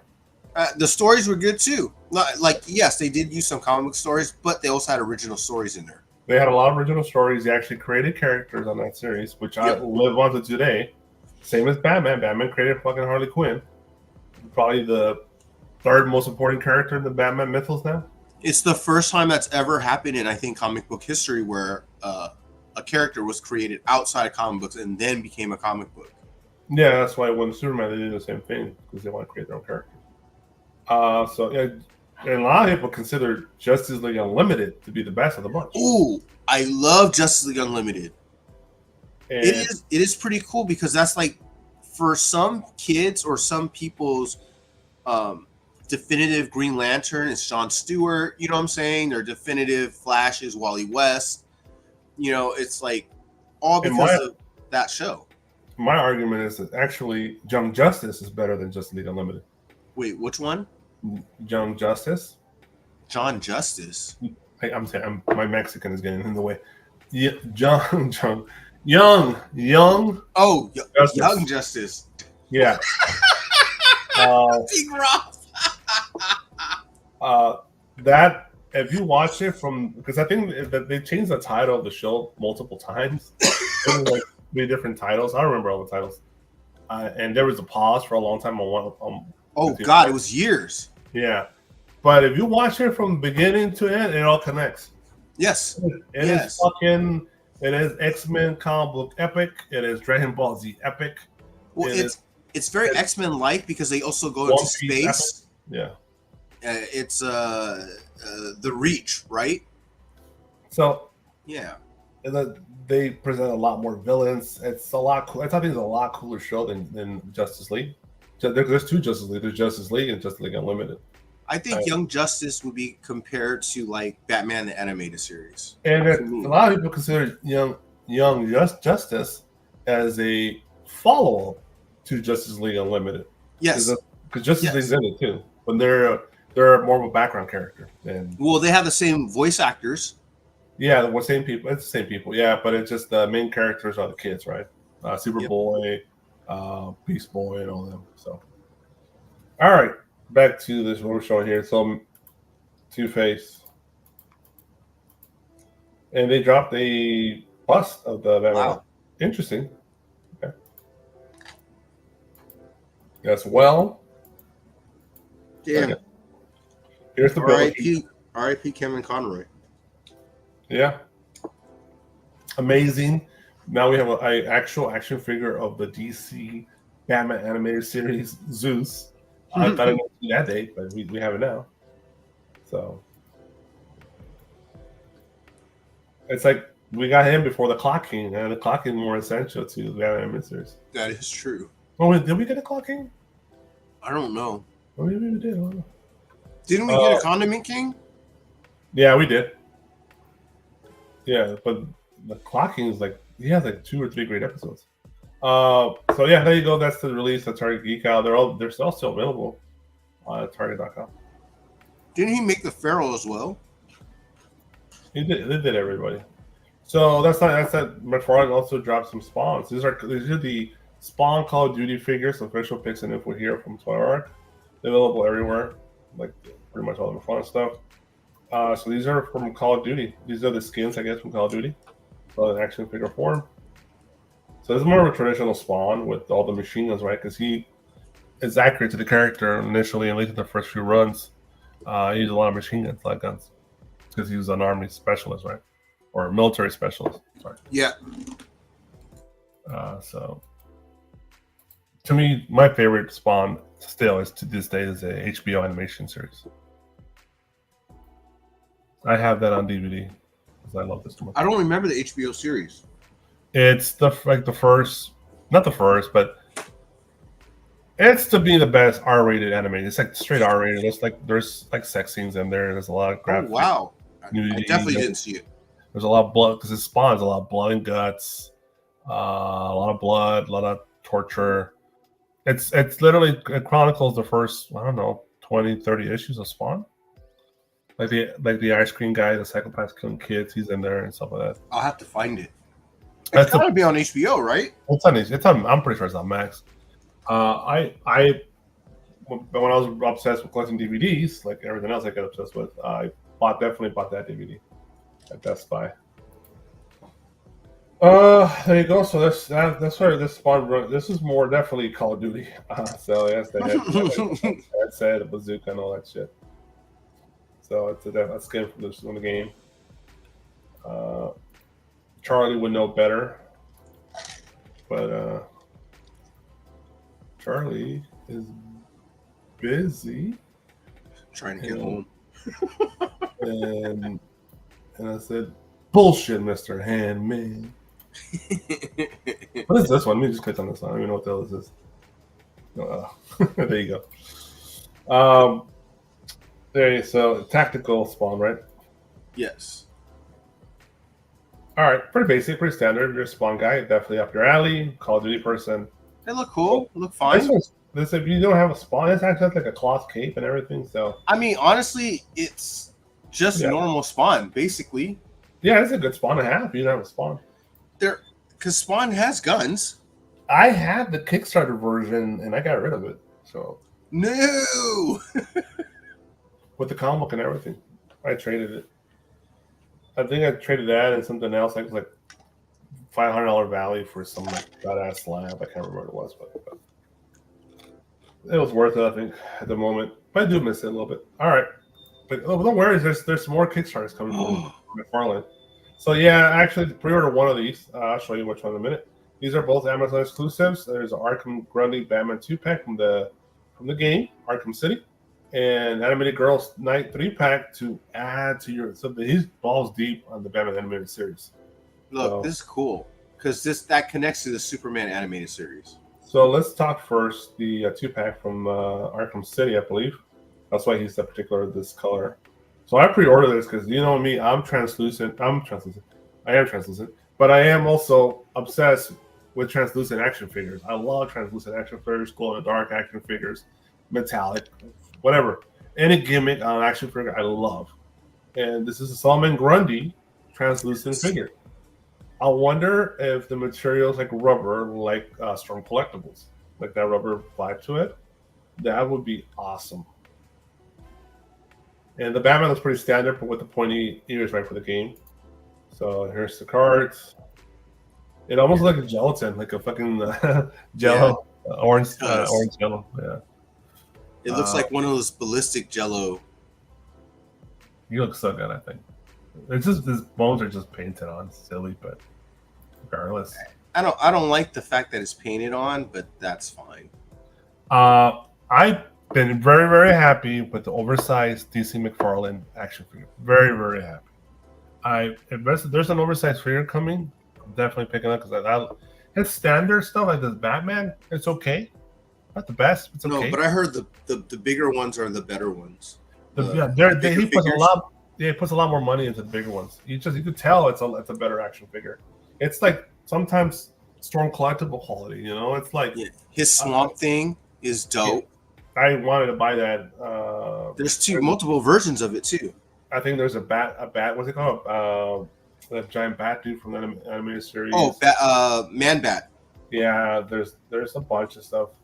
The one I thought it was trash, and I wish that he had done better. Maybe he'll do it better. Was the what's the Galactus version of DC? The Galactus version of DC, yeah. His fucking name. Not Atrocitus. The guy from Infinity Crisis, the main villain. Oh, Anti-Monitor? Anti-Monitor. His Anti-Monitor version is complete fucking trash. It's not big. It's skinny. It looks cheap. I love me some Anti-Monitor. I have that whole. I love that run, and he just did it. Cheaped out on it. Totally cheaped out on it. I go back and they do like a gold label or some special version of it, and put some scale on that shit and just build materials. That'd be awesome. There's multiple versions of the Anti-Monitor, right? Like there's one from the comic books, there's one from the animated series, there's one from the new movie. The new cartoon, the new animated movie. Even and there's like an older, there's a time period versions of this Anti-Monitor doesn't look like that all the time, right? There's different versions of him. But I hope they go back and do the Infinity Crisis, but just the Infinity Crisis characters. Yeah, do a great version of that Anti-Monitor. But that'd be great. But the Solomon Grunt is awesome. I dig it. 2-pack. He's Arkham City. I never opened this game. I have this game sealed. I think I do too. Because I was all about those. I have even the PS4 version. When I don't even have a PS4, and I bought it because I was buying it because I have all the Batmans. This 3-pack's cool. It's a little. It's almost like the Halloween figures we just saw. Same kind of type of figures, but it's cool. This is the original character they did for Superman. Yeah, Livewire, Livewire, and Poison Ivy and Supergirl. And Supergirl connects to the Superman show, and the Poison is the different Batman adventure. There is a Poison Ivy we're going to talk about here in a little bit. That's pretty badass. Wasn't Livewire in Superman as well? Well, that's where she came from. She came from Superman in the series. Yeah, she was a villain to match Superman, right? Because she's lightning, so even Superman has a hard time with that. Supergirl. They're a little weird looking, but I'm not too off-putted by them. Well, they're pretty accurate to the show. Yeah. That's how the show designed them. So the designs are not for everybody because the show just designed them with more of a retro vibe to them, like a futuristic 50s vibe to them. So they have that look. Even the way they talk on the show are like 1950s. Yeah, it's kind of 50s, 60s. Yeah, I get it. Yeah, it's like you're watching Perry Mason dialogue, right? Yeah. Perry Mason dialogue. Which I love personally, but yeah, there you go. So that's available on Amazon.com. They're available now for pre-order, and they should be out later in the year. All right, let's move on. Here's the Medieval Spawn remastered. Kickstarter is live now and funded already. And wait, why does he need to be Kickstarter funded? Because he does this crazy. It's actually worth it. So for what you're paying, he gives you a ton of shit. Oh, but I'm just asking, why does he need to get Kickstarter funded? For fun. It's just for fun. He doesn't need to do it. But I was gonna say the first one was such a huge success. Oh. He did it just to see what happens. You can tell in the first one, and it just blew everything out. Every prediction he had, he just kept adding shit to it and kept adding shit to it. At the end, you were getting a ton of stuff, or you're getting way more stuff than you probably paid for. If Marvel or DC gets Kickstarter funded, they of course they're gonna meet them and surpass any goal. Yeah, but the difference is that Marvel or DC probably would not give you all the shit that McFarlane would give you, and that's when McFarlane comes through. He'll give you a ton of stuff. I guess that's true. This is just just to start you off, right? The stuff right here. Oh, he's giving you free extra accessories and Plus I'm sure you'll get a signature. Well, look at the pictures here on the article.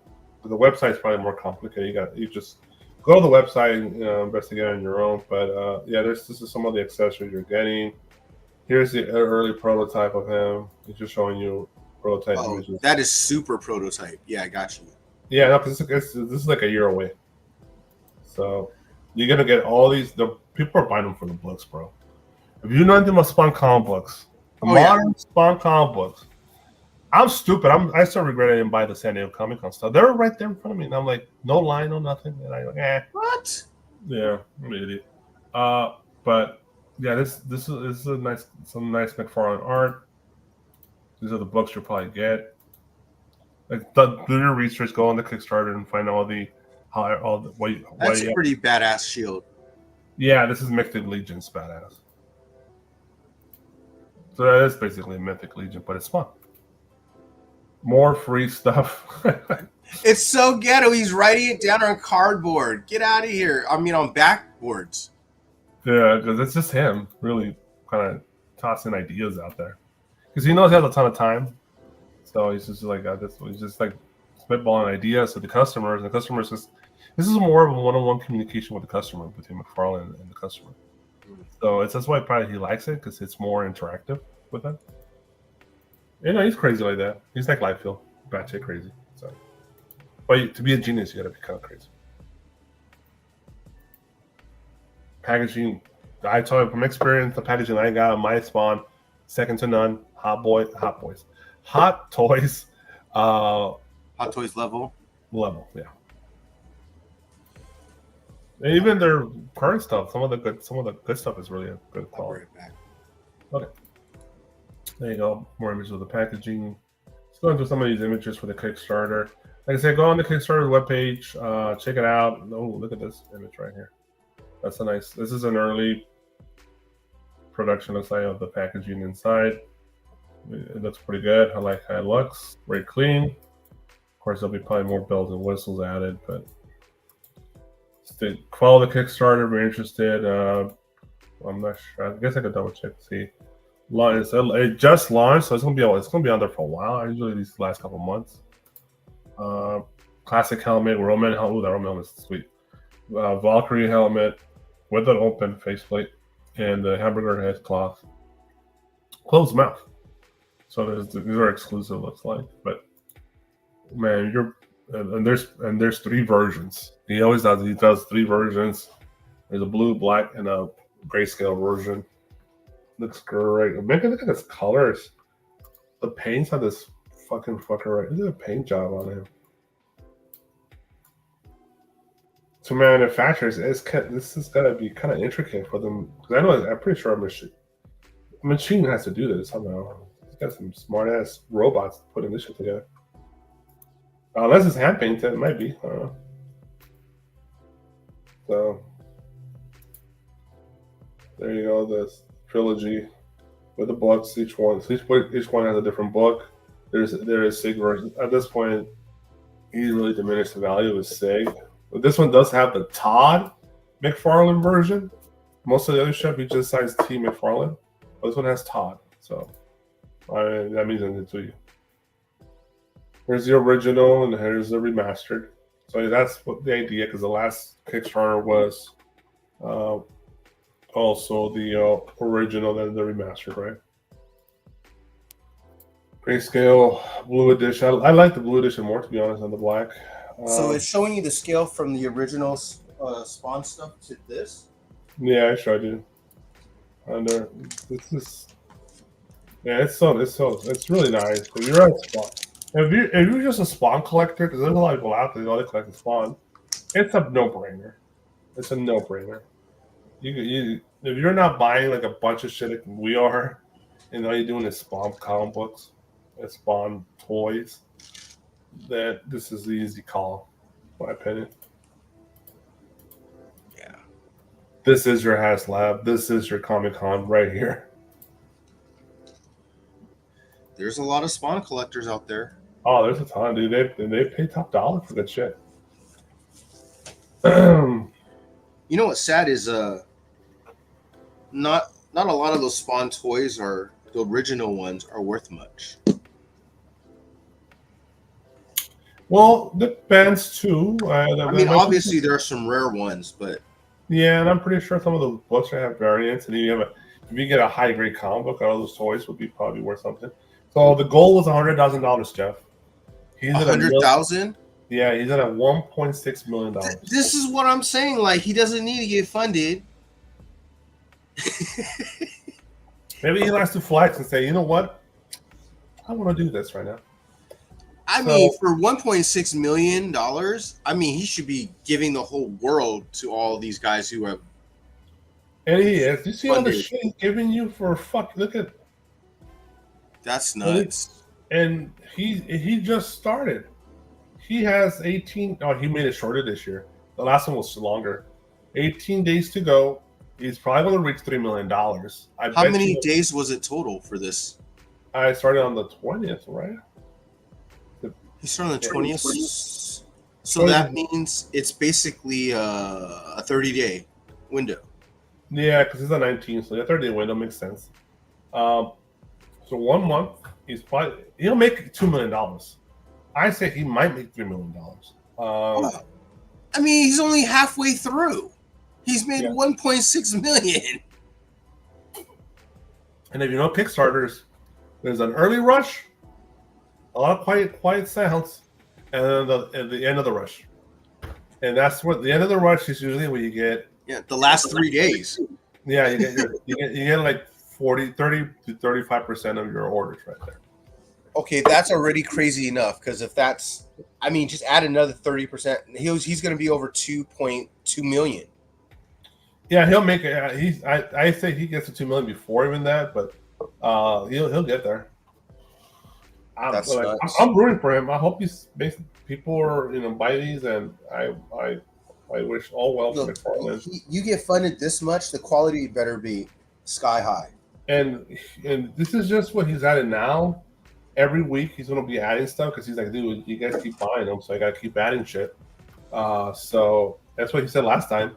He's like, dude, you guys won't stop buying them, so I'm just adding stuff until you stop buying. Stop buying. So at the end, he sent a bunch of shit. Especially if you bought the whole thing, you got a ton of stuff. But yeah, there you go. How much is the Kickstarter like? What's the highest? What's the lowest? And what's the highest? Looks like the lowest is $58. So your entrance into the Kickstarter is $58. And I'm pretty sure you got a ton of stuff. And the highest tier? There's 110. That's not bad for the highest tier. No, highest tier is 210 when you get everything. That's still not bad. No, that's really good actually. Oh no. There's a premium 3-pack. That's $350. Okay. Yeah. $350. That's all. You're like 100. You're at 100 and something. But it comes with his signature. It comes with all the fucking shit. Everything. You get everything at $350. Now, but remember, you buy it now. He's $350. He's gonna still add stuff. He's gonna add more stuff. If they hit 2 million, I guarantee he's gonna add something nice. I'm not trying to hype him or lick his ass or whatever. I'm just saying from my experience with the last Kickstarter, he didn't stop adding stuff to the end. Well, it is his, and he's a big enough creator to do basically what he wants. He doesn't have to cheap out because he didn't even need it. No, he doesn't need this. That's why. That's why he can add extra value that most Kickstarters couldn't. Yeah, if he makes $3 million, this is probably going to cost him $700,000 at the most for everything, the manufacturing, shipping, and everything. I mean, shit, he already has the proto. Yeah, he did all the tooling, so that's the expensive part. Probably that and the shipping is expensive. The tooling and the manufacturing is cheap. The shipping and the tooling is the expensive part. Maybe the boxing would be a little more expensive. But he has great contracts with the shipping, and especially from overseas. He's probably going to use DHL. He's probably have a decent deal with them. Because that's how I get my Mondo stuff. Mondo gives you decent shipping because they have some sort of a deal with DHL and it comes directly from the manufacturer. Doesn't even go to a distributor, I think. Yeah, no, he distributes his own. Yeah, well, he has his own factories. Yeah. So this guy built a whole company from the ground up when it comes to toys. He has the design, the manufacturing, and probably obviously he has a partner with shipping, but I'm pretty because he's a grandfather and he probably has a pretty good deal. And he has a lot of licenses that aren't even his. I know he keeps adding like just adding Marvel. It's like Yeah, that's a huge license. That's crazy. Yeah. So yeah, he's the Todd father for sure, man. I mean, that's pretty dope for someone who's not Mattel or Hasbro or anything. Yeah, he is a corporation, but he's an independent corporate. He's an independent guy on his own. He does his own shit. It's funny too. You ever seen Rob Liefeld's impression of McFarlane? Is the best. I don't think they hate each other though, do they? No, they're friends. They just they just make fun of each other. They're like boys. They're like brothers that like to text shit to each other. Yeah. That's what I thought because I was like, they worked together for so long. No, they gone through years. Like with my brothers, I might go through time without talking to them because whatever we know to each other or something. But yeah, if I'm not mistaken, he's not much older than Rob. No, they're about the same age group. Yeah. All right. This is I saw different websites or something. I'll show you the toy art version here. Berserk, Figma Skull Knight by Good Smile. I need Charly. He's my Berserk guy. This is like a massive action figure. Let me read the synopsis. Skull Knight from Berserk manga. It's getting a new action figure from Good Smile Company. Figma Skull Knight will be available at standard release and a DX edition, which includes additional accessories. So, all right, I know the Good Smile does that. Figure stands approximately 6.7 inches tall, which is a good size for an action figure. Standard edition includes sword, shield, while the DX edition adds articulated horse and bedhelmet sword. Pre-orders are now live for the figure. When ordered directly through Good Smile US, the figure is priced at $83.99 for regular release and $119.99 for the DX edition. Skull Knight will be distributed by Diamond Comics domestically and MSRP at $95.99 for the regular version. So, okay, so you're better off buying it from Good Smile. And $136 for the DX. Price might vary by retailer. They're due to release September 2025. So yeah, I highly recommend the ordering through Good Smile to get a better price. Because what is Big Bad Toy Store saying? Because through Good Smile is $83.99. They're $104. PBTS. I'm really trying to get the Jetfire. Yeah, so this is a pretty amazing figure here. Sticks boy, welcome, man. You know how we do it on toys, man. We are just long distance runners on these episodes. So it's me and what up, Six Boy? Jeff today. So yeah,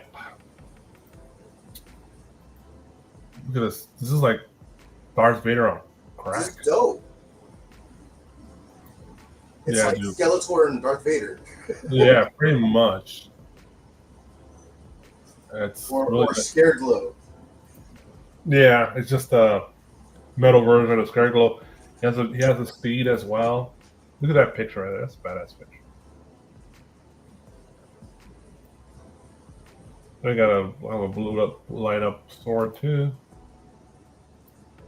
There's the steed.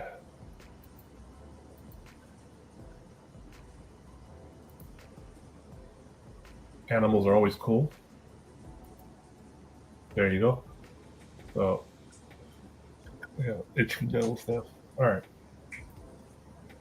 Like I said, your best bet is to order from Good Smile to even. I think the DX edition might be the one with the horse. I'm thinking. I don't know. You can double check me on that. Well, let's look at. Well, here's this one.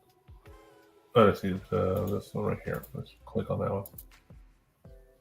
So yeah, just the regular one is the action figure, and then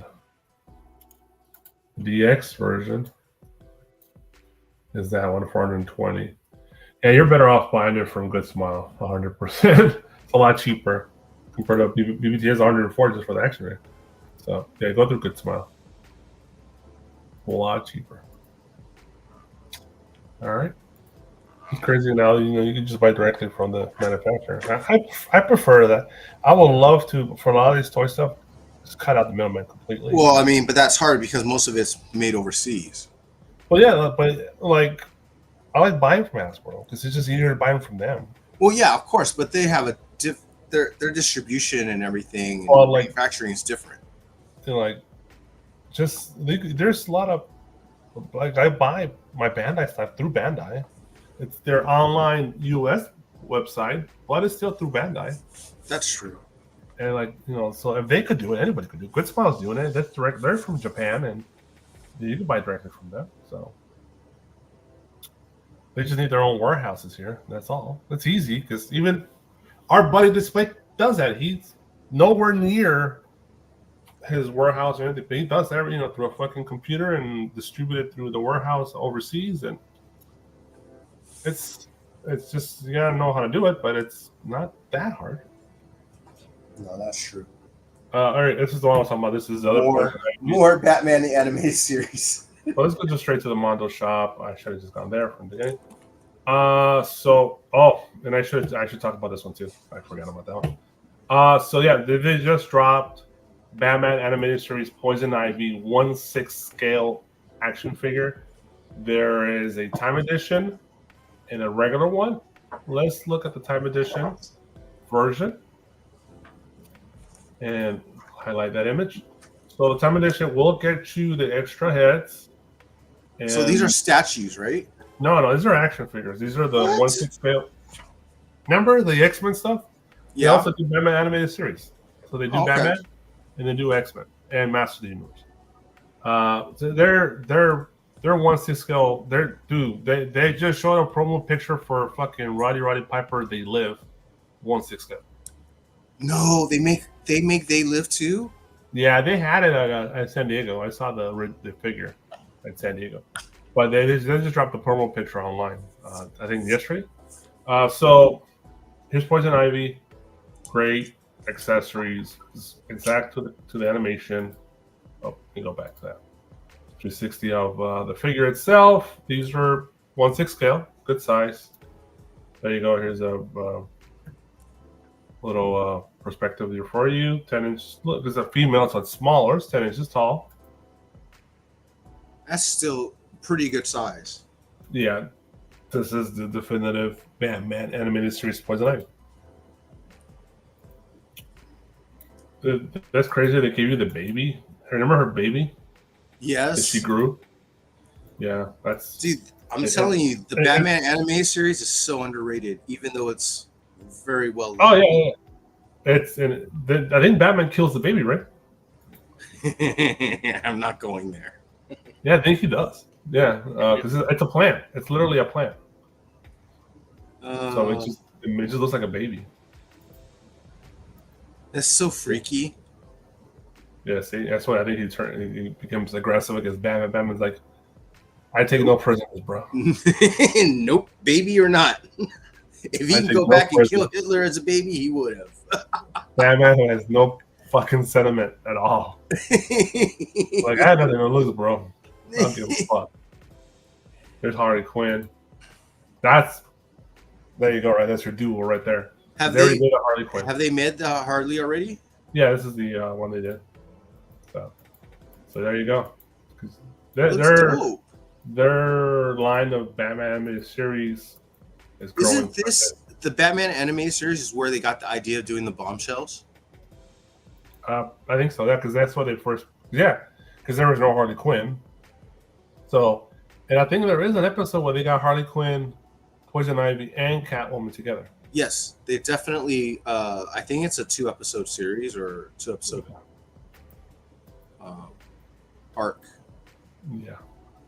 So the time edition it ends September 3rd. You got this one until basically what is that, Tuesday, So you got to Tuesday if you want the exclusive. Otherwise, you have to settle for the regular one, which doesn't have the baby, which is a cool accessory. It's only like $15 more to get these accessories. So you probably want that. But like I said, if you don't want that, then there you go. And yeah, I forgot about this. This is already closed. There's also a time edition. This is a metallic Lionel? Yeah, don't fret about missing out on it if you didn't get it.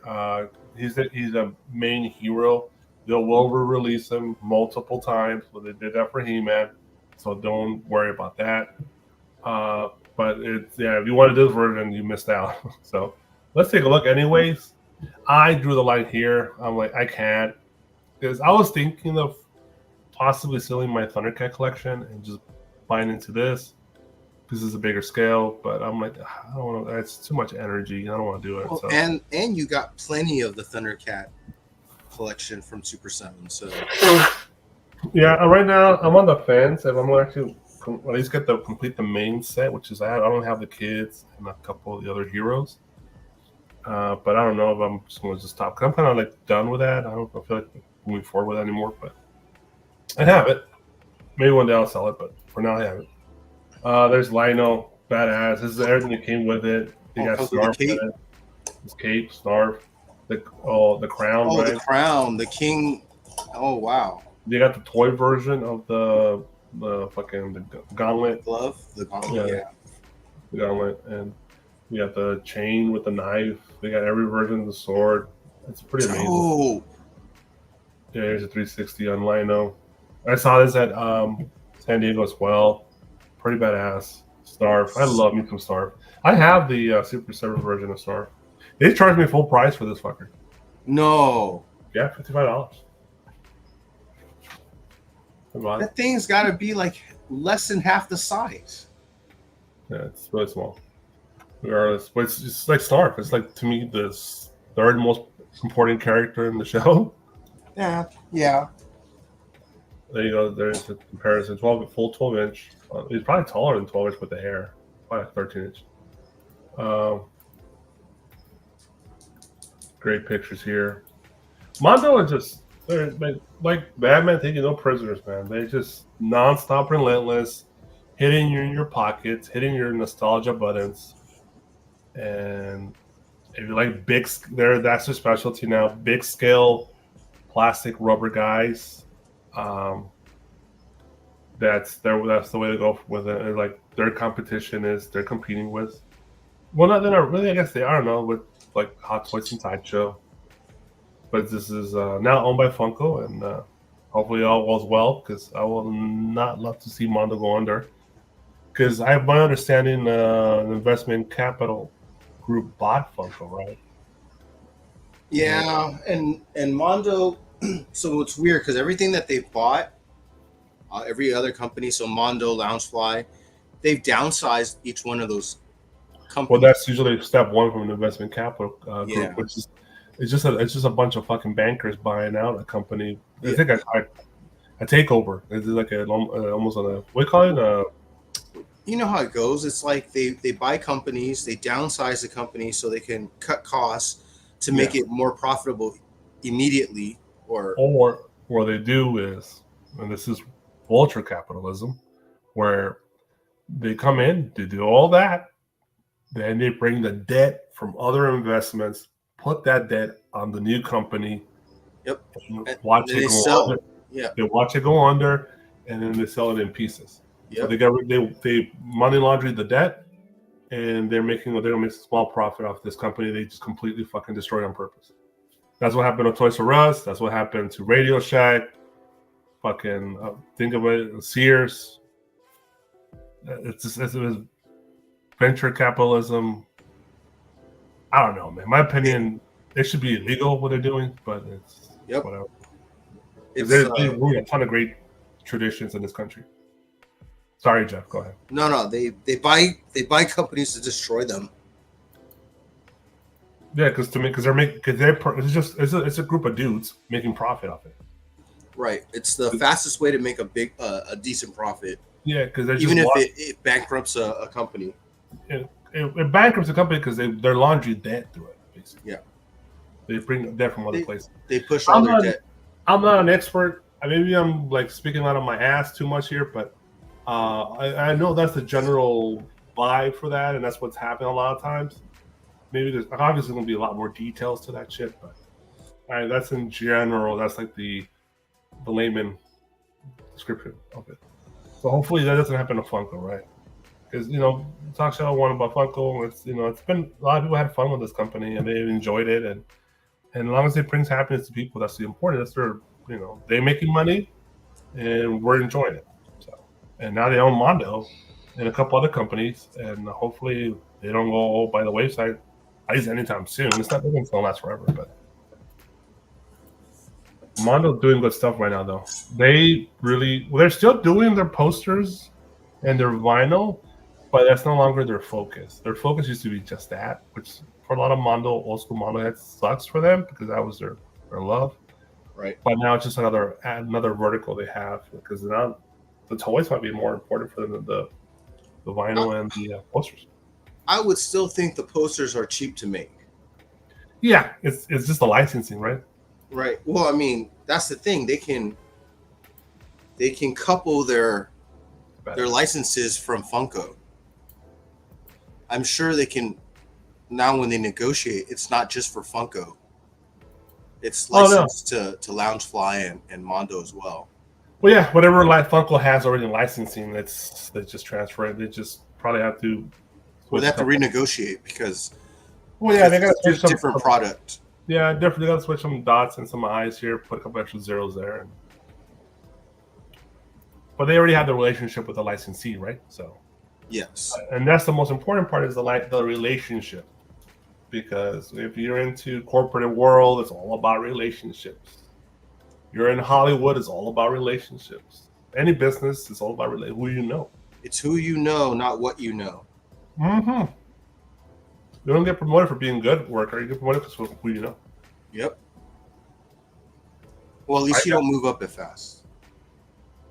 Full disclosure, the job I have now, it's an okay job. I got it because I have who I knew. Not what I knew, it's who I knew. I didn't know shit. I learned on the go.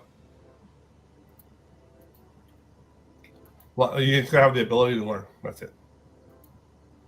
That's kind of freaky how realistic that looks.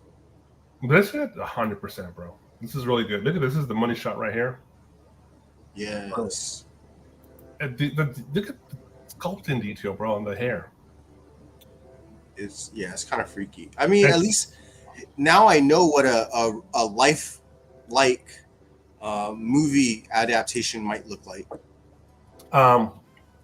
It's hard to do on a small scale, like 6-inch or even 3 3/4 inch, to bring so much detail out of a figure. That's why the bigger scales are better. That's why statues are usually the best because you can bring more detail out of the character. But that's the most detailed line that we have so far. And Super 7's been knocking it out of the park too with their stuff, but this is gonna be hard to beat. Go back. This is a poster right here, dude. Right here's the logo right here. That looks like a freaking comic book cover. This looks like fucking Brad Pitt as Lionel. Dude, I'm telling you, it looks pretty dope. And it says Thundercats on the bottom third here. Logo. That's your poster right there. Or Rolling Stone magazine. Action Figure magazine. Empire, right? Insider. Empire magazine. Yeah. I mean, it's pretty dope. Details on this. Yeah, the accessories are all great. Oh, look at that more cat-like face right there. With the Super Saiyan hair going on. Yeah, I didn't realize it was more like Catsy face, right? Look at that. That's crazy. There's a more human face. Yeah, I'm just afraid if they ever make a live-action movie, it's going to look like Cats. Well, it has to. Maybe the No, I meant the movie Cats. I know it has to in a way, but maybe that technology will be a lot better there. But as you gotta understand, it's a fucking humanoid cat walking around, and there's interesting colors in their texture of their bodies. I know it's a, but in the end, it's all about the story. If cats had a good story, no one would care. Yes, get good writers. That's all that matters. It's all about good writing. It is tough with modern world where there's a lot of fucking social media toxicity, where even before your shit's even presented to the public, there's already 1,000 people with thumbs down. It's like every movie that comes out that people want to like. There's a group already hating on it. Take a position on. Like the movie hasn't come out and critics haven't even seen it yet, and there's like 1,000 hates. It's like almost everything because of social media is political now. Not political in the broad fucking brush of politics in the United States or the world. But I'm saying, like, when I say political, it's like everybody has a fucking opinion as soon as it's announced, and they don't know. Like, I watch people review a trailer and say it's trash. The movie's trash. You just watched 2 minutes of the film. Yep. Based on the trailer, the movie's trash. You know what I feel like it is? It's just basically like it's all those little shit people that you've met, come across in life that aren't really that like outspoken, but they're just haters. Like every once in a while they'll make a remark that's like, where the hell did that come from, right? And it's a lot easier with keyboard. Yeah. Yeah. So now that you have anonymity behind the internet, you can say whatever you want as loud as you want, and it's all stupid stuff anyway. It's just people who don't know shit, who just want drama. That's why when I'm in Instagram, I don't really say like I'm not talking a lot of negative shit because my account is public, number one, and my face is on my fucking avatar, so it's like I'm up front and center. So if I say something stupid, it's gonna come definitely. People will know my face and who's doing it. Yeah, I mean, I post pictures of myself on mine, and mine's public as well. So yeah, it's like a lot of people who talk shit. You're just because I go in comments on it, and I see people talking shit, and they click on their account. The account's private, and you don't know who you're talking to. That's true. So it's a lot easier to do that with that. I'm not clowning it, but I'm just saying it's a lot easier to be that way. But I don't know. That I'm clowning it. If you got something to say, don't hide behind a private wall.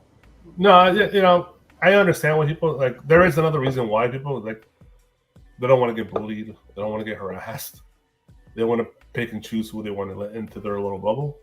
I understand the reason of privacy, but a lot of people are taking advantage of it. That's the problem. Well, that's a whole other bowl of words. There you go, Thundercats, Lionel 160 sold out. It was $250. Why is Leslie calling me? 1 second.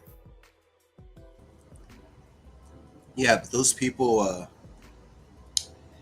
they're doing exactly why they're doing the opposite of what is right. They're gonna throw all the hate out there and then hide. That's different. Let's move on. Toy, dude, we're taking a long time. Let's speak this. All right. Takara tell me reveals Synergy Zoids and Marvel Spider-Man figures. I don't know what to make of this, to be honest. It's Takara Tomy, Transformers Japan, right? Sparks the Synergy series. It's Zoids, Monster Hunter, Macros, Godzilla, Transformers, Marvel, and this is what it says right here. Kind of combined. So I don't want to click on the YouTube video. Power Rangers? No, that's not it. That's not part of the idea. But Power Rangers derivates from that anyway. So yeah. Yeah. This is creepy, amazing, all at once, and I'm pretty sure it moves. Isn't the Japanese Spider-Man from back in the day have like a? Yeah, it had a robot. Yeah. Okay. So yeah, that is comes with. I love Zoids. Zoids from licensed from the 80s. I see this little thing right. These are the Zoids, right? I remember that stuff. It just says Transformers, Zoids, and Declon. So it's two different brands all combined here. But this article is on the Spider-Man ones. So it's interesting how they'll take more American licenses and Japanify them, right? So it's interesting crossover there. This is in existence. This is coming. September says other details are now available. So if I see more, I'll let you know. Toyac.com is the article. Let's move on. Teenage Mutant Turtles, Mega Crime Hound Deluxe figure. I don't know this figure. Good paints are beautiful though. Have you heard of it? No, the character no. Okay. This is from I think from the Archie comics. Okay. So I didn't read them all. I don't read all his comics. I read a few of the most, but this this is about the toy. Yeah. So I mean, it looks cool. Yeah, it's beautiful. I love the paints on this guy. It's an Archie comic villain I don't know much about. So, and what's his name again? Stump Wrestling Crying Hound Deluxe. Crying Hound. Yep. 7-inch scale. It's part of the Target. You can find these at all your local Targets. They have a pretty good relationship with Target. All right, little Hasbro hype here. So they dropped a 2-pack of the Marvel Legends series Marvel Outriders action figures. These are the Marines, the foot soldiers, the fodder for Thanos. They send them to get slaughtered by the Avengers or the Wakanda army. There's a $60 still available for pre-order.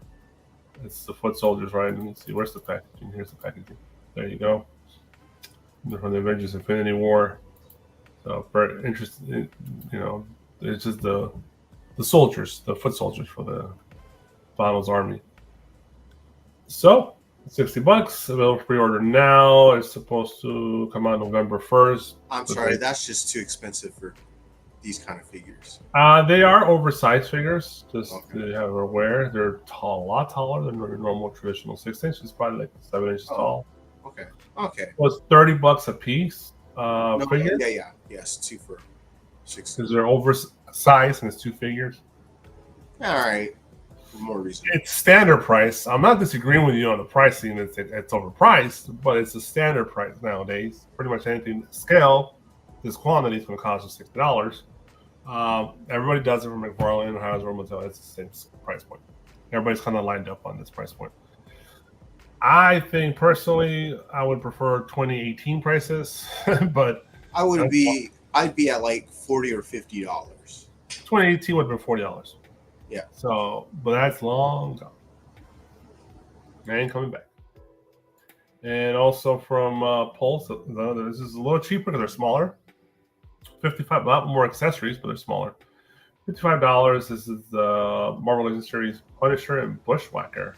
Bro, his finger. I know. What the fuck? You'll be a great prostate exam doctor. So that's probably what you want if you're in that field. So Punisher looks pretty cool. It's not as good as the old Walgreens version, I think. Maybe the face is better, but the outfit was better on the classic one. But these are small. No, but same scale as the other one. But they're 6 inch? Yeah. There you go. Boom, bang, bang. It's a gross power that he has. Yes. To create his arms like to guns and shit. There's this like ammunition coming out of his body. Look at this. This is gross right here, in my opinion. Yeah, like what is the ammunition made of? Imagine this in real life. This is all skin, bro. With veins and shit. It's like a giant, you know what. It's gross. So there you go. Can't wait till Marvel puts that in live action. Oh, I hope they never do. Punisher War Journal, $55. Well, some of these ideas are just better on the page, right? All right. That? Update 2. Let's update you guys on the HasLab for G.I. Joe. Because I know somebody brought it up earlier. How many Rattlers did Steve buy? So let me.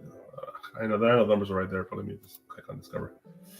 We got 9 days, 8 hours, 46 minutes, 52 seconds. I pre-ordered one. I already set the money aside in my account on my card that I'm going to use for this. Because as soon as the pre-order closes, they pull the monies from your account. It's like $350 something with taxes on there and shipping and everything. So it's the target was 9,000 backers. They had 3 tiers for unlockables. They're already at 15,218,000 backers. They already allowed 2 tiers. They got 9 days, like I said, and change. And I think they're going to definitely get to the final tier was 18,000 backers very soon, which is the Baroness pilot version. That's going to happen. So we're pretty close to the end here. Pretty close to this last tier, which I think will happen. It's less than 3,000 backers is needed at this point.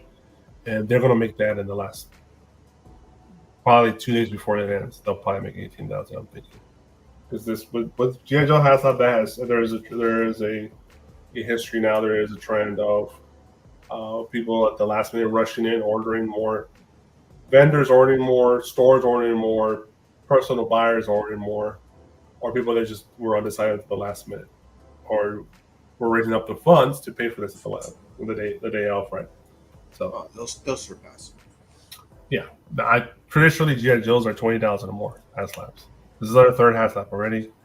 I already got one other HasLabs. I'm still waiting on the second HasLab. This is taking more long. It's taking like an extra 6 months longer than they expected. I don't think any GI Joe vehicle has not hit all the markers.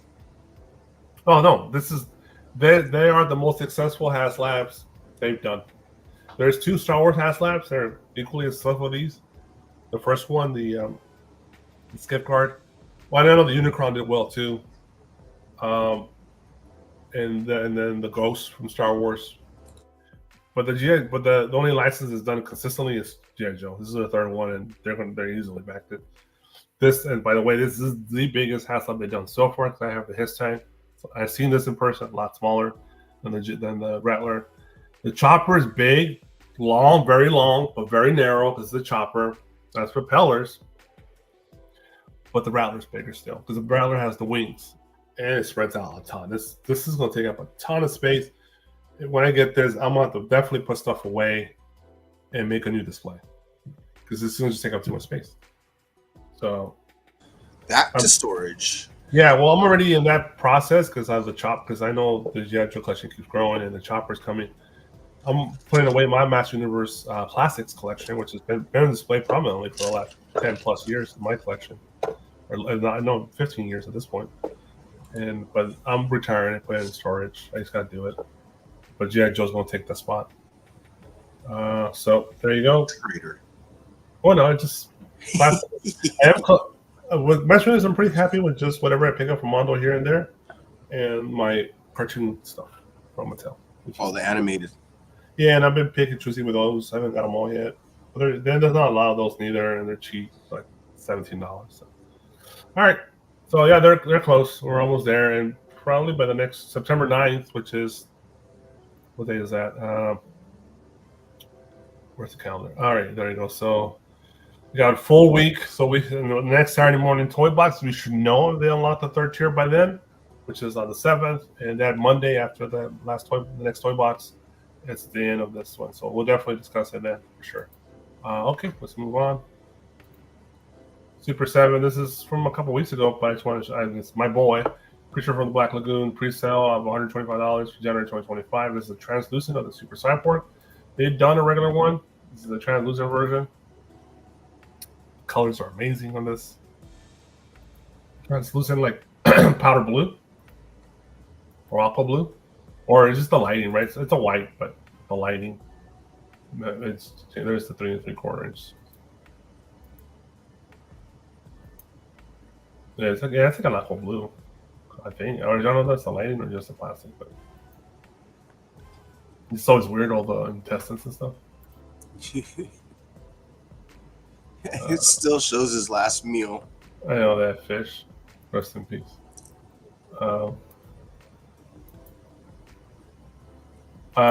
the way, if you ever want to watch the best version of this, watch The Return of the Black Lagoon. But I believe it was that's in the 80s, right? The early 80s? No. It's from the 60s. It's the first appearance of Clint Eastwood in film. He's in that film. He's just an extra. He's not. He has a speaking role, but it's like for a few minutes. He's a lab technician. But the best version to watch is the Mystery Science 3000 version. It's hard to find. It's not on YouTube. I haven't seen it on the internet. I've seen it. My brother had a bootleg version. He showed, and that's how I saw that one time. Through his Apple TV had it for some reason. And the Mystery Science 3000 version of Return of the Creature of the Black Lagoon, by far one of the best Mystery Science 3000s. And it was so funny. Of course, when the Clint Eastwood pops on the screen, they go off so many tangents. So yeah, definitely look out for that version if you're gonna watch this film. I have the original on DVD. I love the original. I can watch it easy. It's an easy watch. It's short, like an hour, 20 minutes or something like that. But it's a great film. But there you go. This is the Super 7 Super Cyborg version. And finally, for Super 7, please drop these. This is one like I wanted to get into this, but it's just not like I just couldn't. This is Silverhawks Ultimates Wave 6. So they're doing all the heroes. They did the standard regular painted version. Now they're doing all the chrome metal versions, which is the versions you want. So Right. if you bought the other versions, sorry. But this is definitely new. This guy, and I thought they released him before, but maybe I'm wrong. These are villains. The Chromeback they're really good on these. This is what if they ever hit the discount section at BBT or something like that, like cheap, like $20, I'll be all over this shit. Right. Oh, it's so good. The colors, the designs, and it's the Ultimate way, so the quality is good. I was about to get loud. Leslie and Lola walking in. All right, so there you go. $240 for the set. You got 29 days left to order this. If you don't want the whole set, you want to order individually. They are available for individual. The Chrome backs are $65, and the regular ones are $55. Damn, prices went up again. No, the Chrome backs are always more expensive because the Chrome back metal, but the standard is standard $55. I need Steve for this. I don't know shit about this, but we'll talk about it really quickly. Junkyard Joe on Mexico Toys. This is part of their what's called the 112 line. $112. Deposit $20 required. Still for pre-order, so it's not that popular.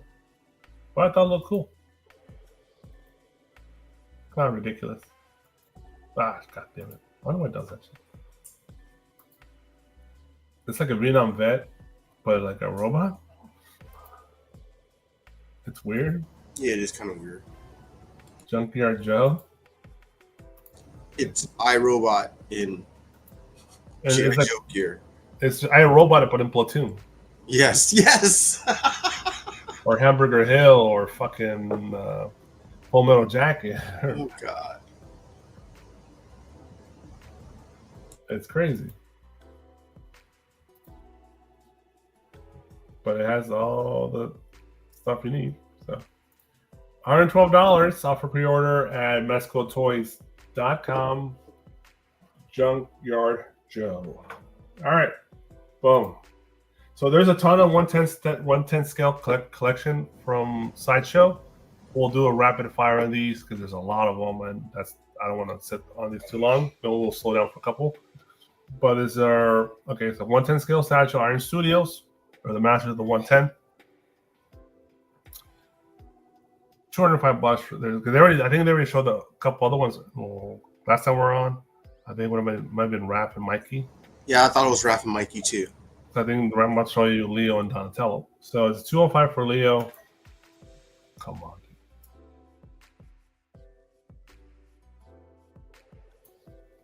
So Leo, boom, 110.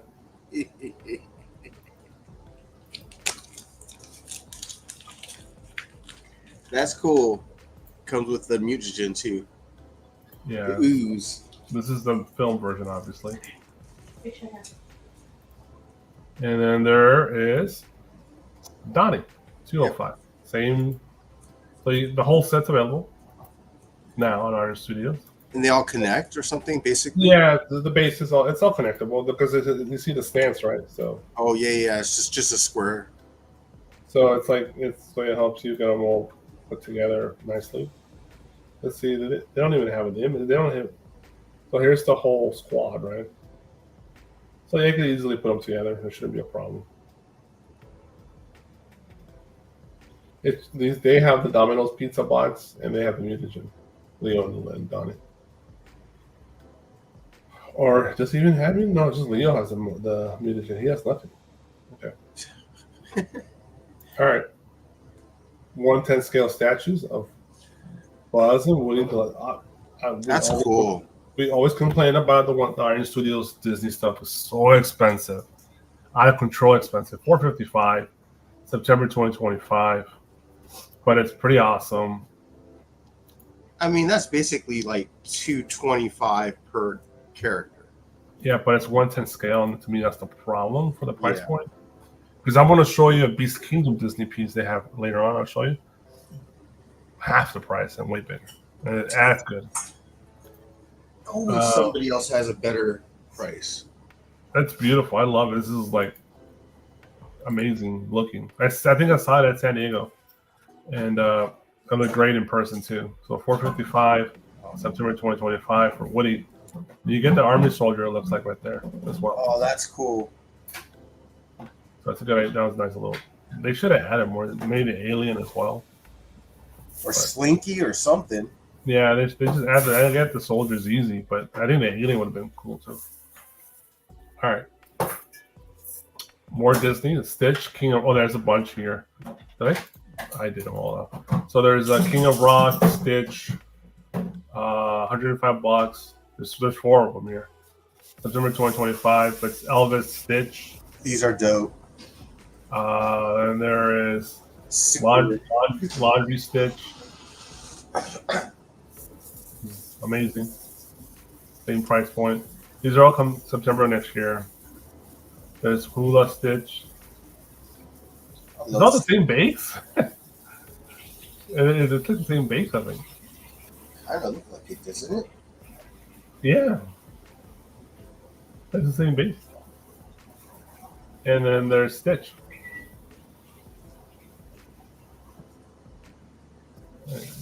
I cheap down the bases. They should have done it more to the scene, right? To the character they're portraying. I mean, you would think, right? 105 trees with the Elvis Presleys. Well, just different bottom for them, something different. Like the record player makes sense for Elvis. Just playing Elvis. But the laundry should have been like a laundry basket. Right. Like they have it here. All right. Iron Studios also 1/10 scale Eddie Munson Deluxe from Stranger Things. And he is coming back. How? I don't know, because he died. Yeah, that's weird. But this season, that particular season, I really like Stranger Things. Maybe he becomes a villain. Just like some other characters have come back as. Possibly, that's right. But we'll see. It'd be amazing how they bring him back. I love the last season. And I wish hopefully they do a good job the next season. I can't wait. That's the way I'm going to come back to Netflix when Stranger Season 5, was it 6 or whatever it is now? 5. Whenever that comes back, we're going to order the app again. Because I got to watch that. Also, of course, Human Torch. That's before. 175 Iron Studios. Also September next year. Apollo 11 astronaut. There you go. 205 from NASA, license. You're into space exploration. You're a trekker, maybe. You're a history buff, an Americana buff. Nice piece for your collection. I got something in my drip. Yeah, well, if you think that we landed on the moon, then you're not going to want this. So. It's all smoke and mirrors, brah. It's all smoke and mirrors. It's all Hollywood. It was, what's the name of the director? Kubrick? Yeah, it's Kubrick, man. They were doing it on the flat earth, brah.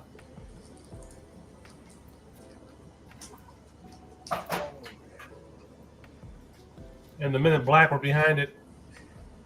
This does look cool. It looks pretty bad. But there's so many of these too, though, right? Yeah, but it's a good paint job, though. I like the flag. $205. Cheaper license, so they don't charge as much. This is pretty badass, I gotta admit. 110 scale statue, Iron Studio. This is like their third or fourth skeleton already. Oh, wow. $285, low price here. Unleashed Deluxe, they call it. Let's get a little closer on this one. Alternate head. Base is amazing. Dude. The details. Good photoshopping on this one. Look at the translucence on it. Good base. I like the base. Yeah. What is this? It's like a snake, you know? Oh, yeah. It's like a translucent snake. That's dope. It's like he's using his magic, right? Yeah. He's wielding the magic of the staff and creating like avatar snakes. It's like he on the drawbridge of Castle Grayskull. No, Snake Mountain. Or Snake Mountain. Okay. Oh, but you might be right, bro, because the teeth, right? That's what I was thinking. Yeah, you're right. The teeth. Interesting. And his Havoc staff. Always great. $285. It's not bad, I guess. But remember, it's 110 scale. It's smaller scale, too. Supergirl Series 8. Remember, these are all September 2025, according to Sideshow. Is that accurate? I don't know, but 205 Supergirl Series 8. This is, I believe, a famous comic book cover. I'm not mistaken. Super Cat. Behind me. Interesting face. A lot of personality on the face on this one.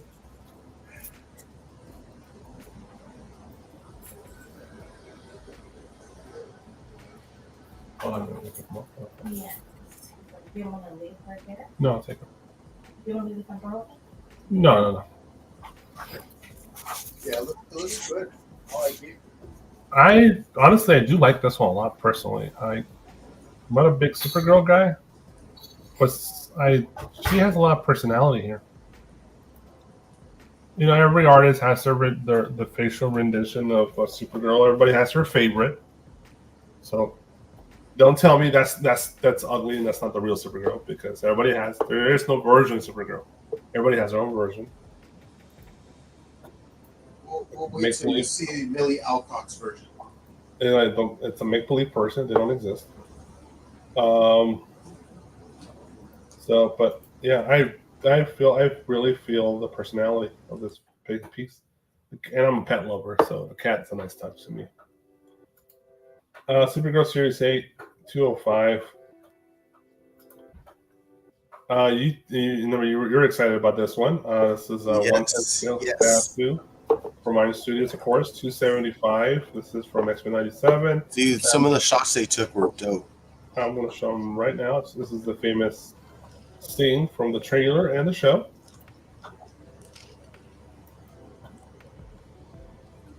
She's making this sound. They made it very animated.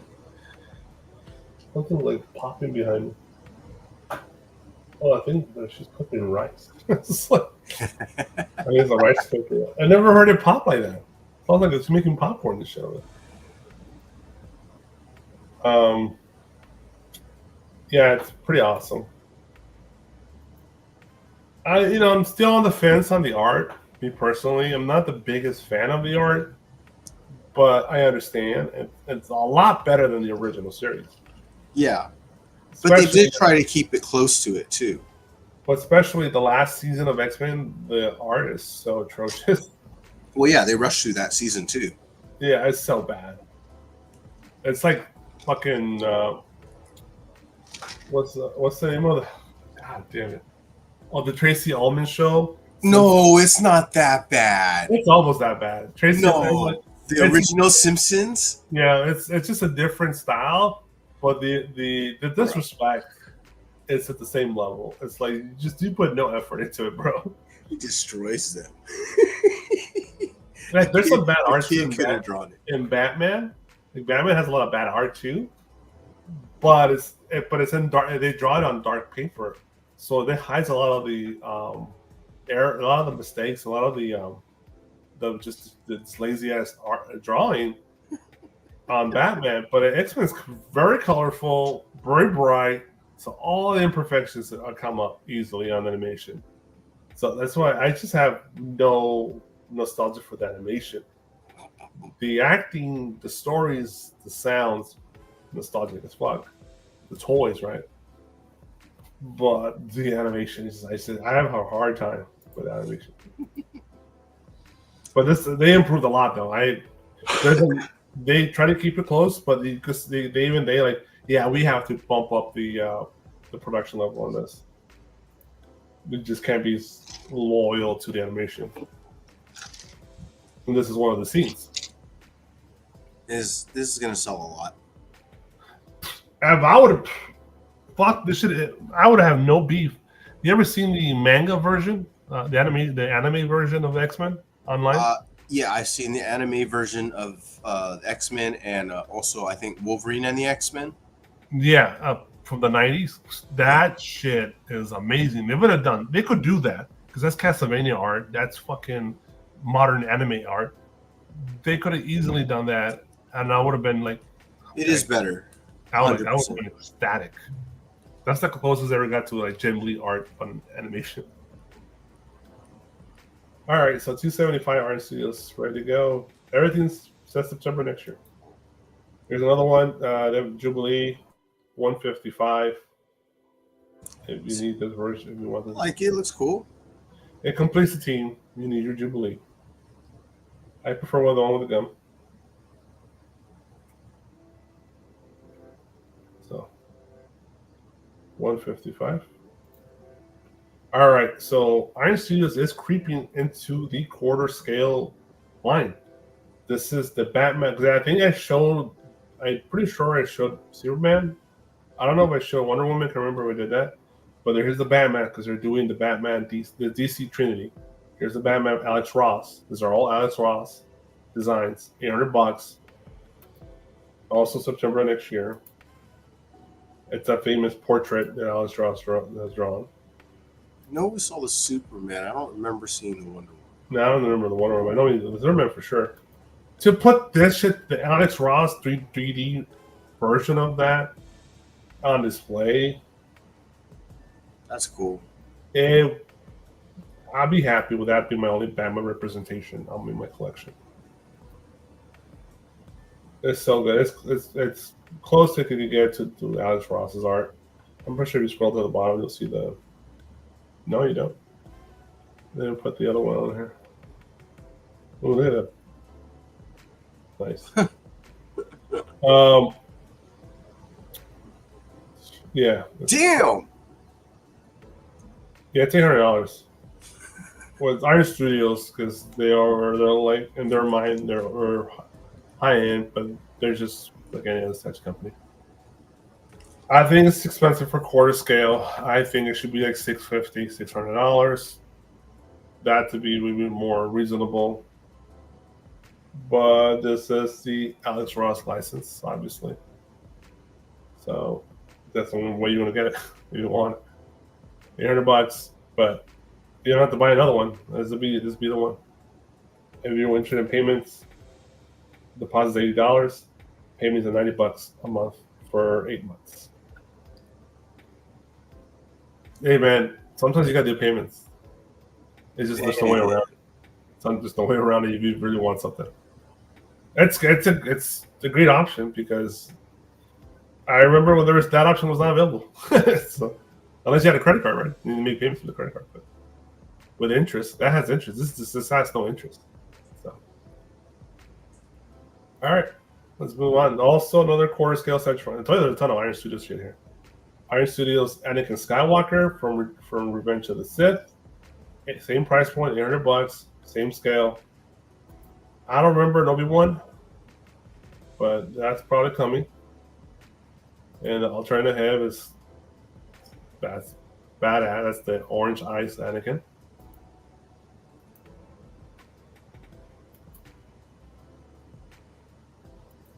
Pretty amazing. Good representation. They're done a bunch of these, but different lines, right? Different manufacturers, but Isn't he over Padme's? yeah, he's in what's it called, Naboo? Yes, that's it. Yeah, they should have done Mustafar. Mustafar. Yeah, that was a mistake. Hell, even Shit. on Coruscant in the Jedi, did you drop your toy? No, but it fell on its own. It was translucent. Tigra. Thundercats. Oh, I don't know why. Fucking the ghost is mad with me. He wants me to shut up. it didn't break, did it? Yeah, that's just like $100 or something like that. Damn. My translucent Jaguar, the blue one, the translucent one of the Jaguar, the old man. Yeah. It's like $200. Damn. It was shortly. I guess it was small prints. That's why, and you can see the Thundercats like variants. It's translucent stuff. Didn't I see you buy the translucent Jaguar at the He-Man convention? I thought I bought that. Maybe I did, but I thought I bought it at Super 7 store. I know I didn't buy it online. I thought I bought it at Super 7 store. I don't know. Maybe I did. I don't know. But yeah, it's like $200. All right, so yeah, well, that's why I was thinking of selling my collection. I'm like, that right there is $200. Yeah, no kidding. So $800, but I'm selling on it for now. $800 for this guy. All right, pop culture shock is pumping them out. They nonstop on this train. So, but I like this. You get two. They're smaller scale. They're 1/10 scale, competing with Giant Studios. But it's a Karen, which is a Street Fighter Alpha character, remember correctly, and E Honda. Oi. 250. It's just smaller scale, like I said. It's not even 1/10, I guess. E Honda's a little bigger. She's a little smaller. It's the biggest six-pack I've ever seen. Yeah, I go back and forth watching like my top 5 films of all time. I watch them all the time. I've mentioned this several times that Bloodsport's my favorite movie of all time. Not the best movie. It's my favorite movie. They totally took the sumo wrestler from that film and created E Honda. Bloodsport to me created the modern day fighting game. Mortal Kombat and Street Fighter totally ripped off Bloodsport, 100%. Because the only reference before that was karate, and they played karate in the movie. If you remember, the only other reference is Double Dragon. Yeah, beat 'em up, but that's more of a beat 'em up, not a fighting game. Right. It's more of It's more of a like Mario. It's a horizontal game, yeah. Yeah, like Mario game. Karate was the only fighting game. Yes. Really? Until Street Fighter, the first one, if I remember correctly. Karate is old. It goes back to like PCs. Oh yeah, it's old as shit. Apple, right? Yeah. There might have been some Japanese stuff here or there that I'm not, between karate and Street Fighter, but 100% Bloodsport created this whole because because you don't understand, because I worked at a video store, the popularity of Van Damme at a video store was through the fucking roof. People didn't go to the theaters. They sold good in the theaters, but most of the money made on Van Damme was at the rental store. That's where they sold a shit ton. It's not for Van Damme because he probably didn't see a lot of that, but that's where he sold a lot of stuff. Just because of him. Bloodsport, Lionheart, Death Warrant. Out of trouble. Double Trouble. Double Team, that's it. Yeah. Double Impact, too. Double Impact. The one with Dennis Rodman? No, Double Impact is the one with his twin. And Double Team is the one with Dennis Rodman. Double Impact I love because for a 12 or 13-year-old, had one of the better sex scenes I've seen on film. That girl, I was in love with that girl. When I saw her. She had the perfect, what. So go watch Double Impact. That's one of the best memes too. When Bolo Yang, because his English is so bad, they literally give him no speaking lines. He just makes grunts and sounds. Bolo, the big Chinese dude. Yep. When he fights the one of the twins at the end in like in a closed room, he's like, that's all he does. Yes. But then I've seen memes of that, and basically the memes were like, "I want to rape you" or something like that. I start translating it differently. Yeah, they just had like crazy like narratives to that scene because it's like there's no dialogue; it's just him grunting and making gestures. And the plot makes sense because he speaks Chinese and he speaks English, so they can't communicate. But yeah, I think Street Fighter definitely ripped off Bloodsport. So that's where that sumo wrestler from Bloodsport is definitely Honda. The monkey looking the monkey type martial arts dude, the does all that monkey stuff, right? You totally it's racist as hell, right? Because he's a black dude. Let's do little monkey things. It's like, what kind of martial arts is that shit? I don't think I've ever seen that, but whatever. Some racist bullshit they came up with. Frank Deuce, jerk. But because he wrote that shit. That's Blanca, 100%. Man, that's where they got Blanca from, that dude. So it's hilarious. And the Mexican, and then the TIE fighter is a Mexican dude. It's a vato in Bloodsport. Totally a cholo, but he actually knew Muay Thai, I think. He knew some Muay Thai. So that's why he got hired, I think. But totally a cholo vato. He looks like a cholo vato. Didn't they tape his eyes back too? Huh? Didn't they tape his eyes back? Tape his eyes back? Yeah.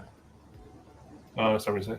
Like they made it. No, you're thinking of the guy from Kickboxer.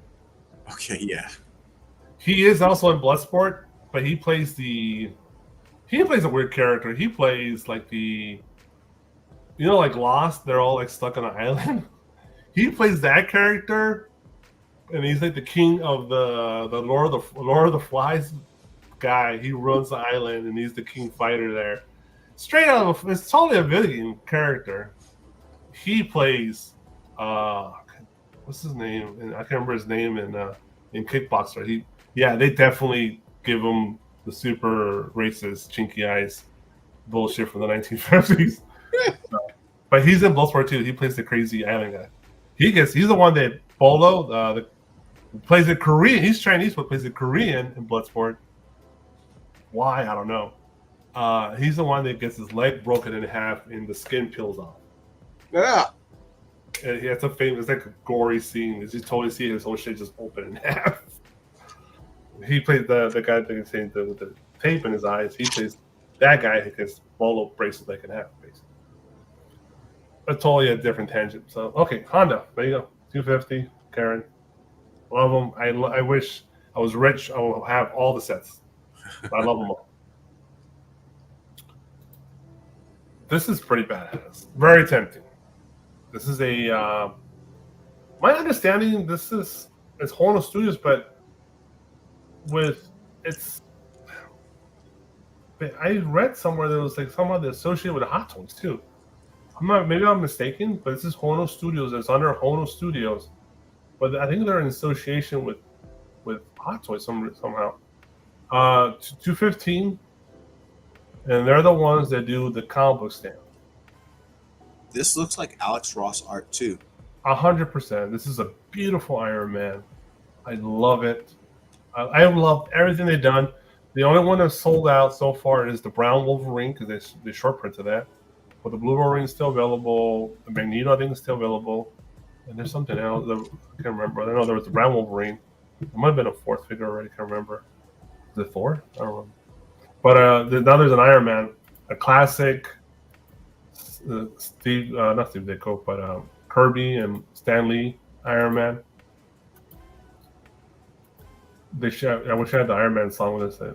The original Iron Man song, not the modern movie film. It has a different helmet, a classic pointy helmet they use for a few issues.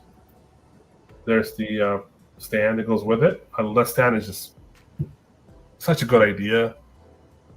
I'm surprised it took everybody that long to figure it out. So What? Match the comic book character figure with the comic book? What? you can see his eyes, the skin in there. That's really detailed. Paints Kind of the, eerie.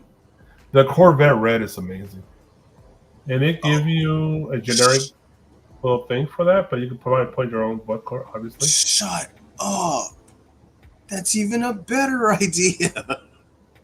Yeah, it looks like it bevels right there, so it's longer than the book, the stand, but it's because it's lifted up, like there's a blank right there. So, but it fits a regular comic book. That's crazy. Entry grade, 1/6 scale, high quality, high articulate, quarter of next year, first quarter. Dude, I'd love to have this piece. This is amazing Iron Man, because I collect Iron Mans, not a lot, but I do collect some Iron Mans here and there, especially classic Iron Man. And like, I always like the classic Avengers: Iron Man, Cap, Thor, Hulk, but the classic versions. This is a classic Iron Man, 215. It's super affordable, especially for a 1/6 scale. This is like so cheap compared to the Hot Toy, right? The Hot Toys are all in film versions, and they're really expensive. All right. Prime One Studios with their overpriced statues, but they're massive. 1/3 scale. This is Batman Sonar Suit Night Color Version Edition from Batman Forever. Wait, this is wrong. Isn't he supposed to have bat nipples? So this is Batman Sonar Suit. So that changes somehow. No, you're thinking of the George Clooney version. This is not George Clooney? No, this is Val Kilmer. Oh, okay.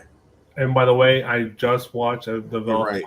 Val Kilmer documentary that he made himself on Apple Plus TV.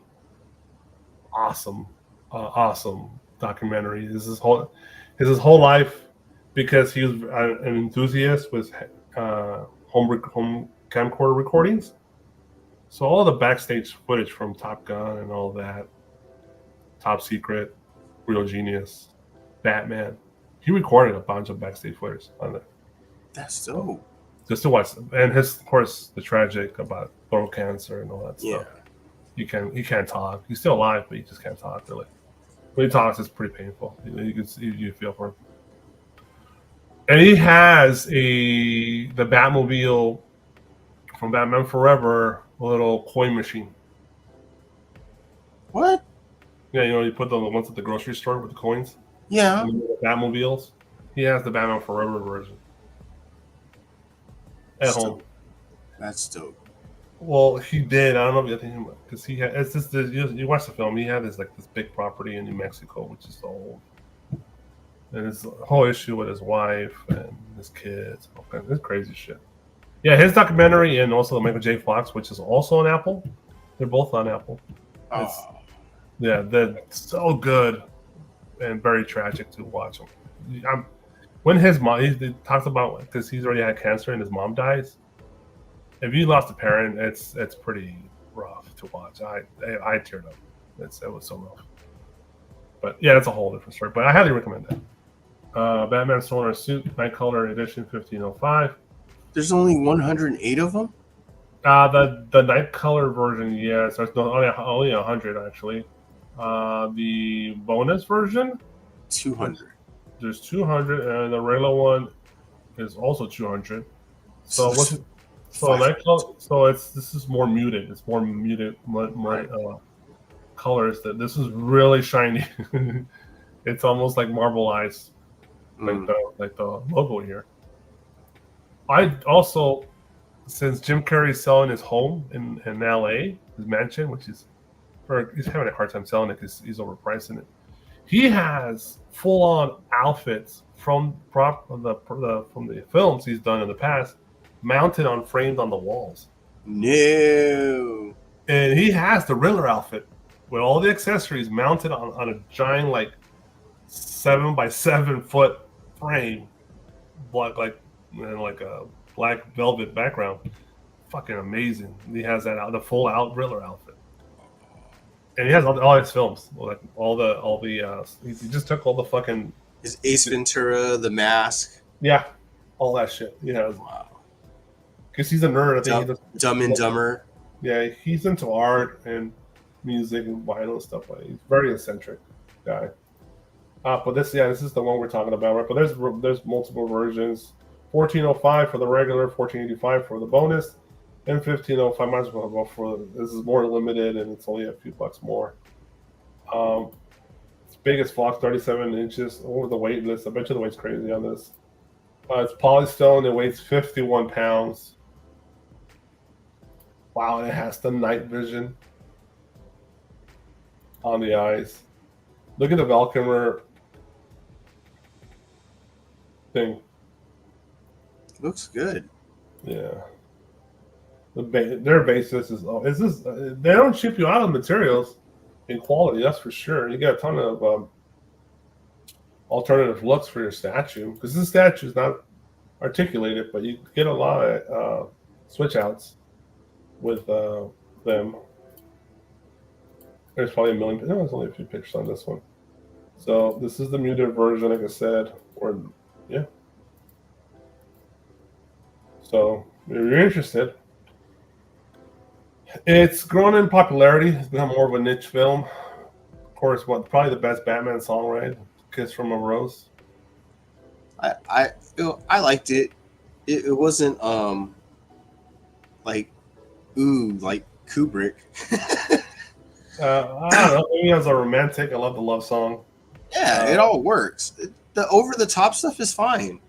"Kiss from a Rose" and that song was #1 for like how many months? It's like it was preparing you for Celine Dion's "My Heart Will Go On." Yeah, because I think Celine Dion beat that record shit for at least for a melody or like a love song for a film or something like that. But yeah, all right, let's move on. 3-0, another Transformer. They're really good at doing these. This is a shattered glass version though.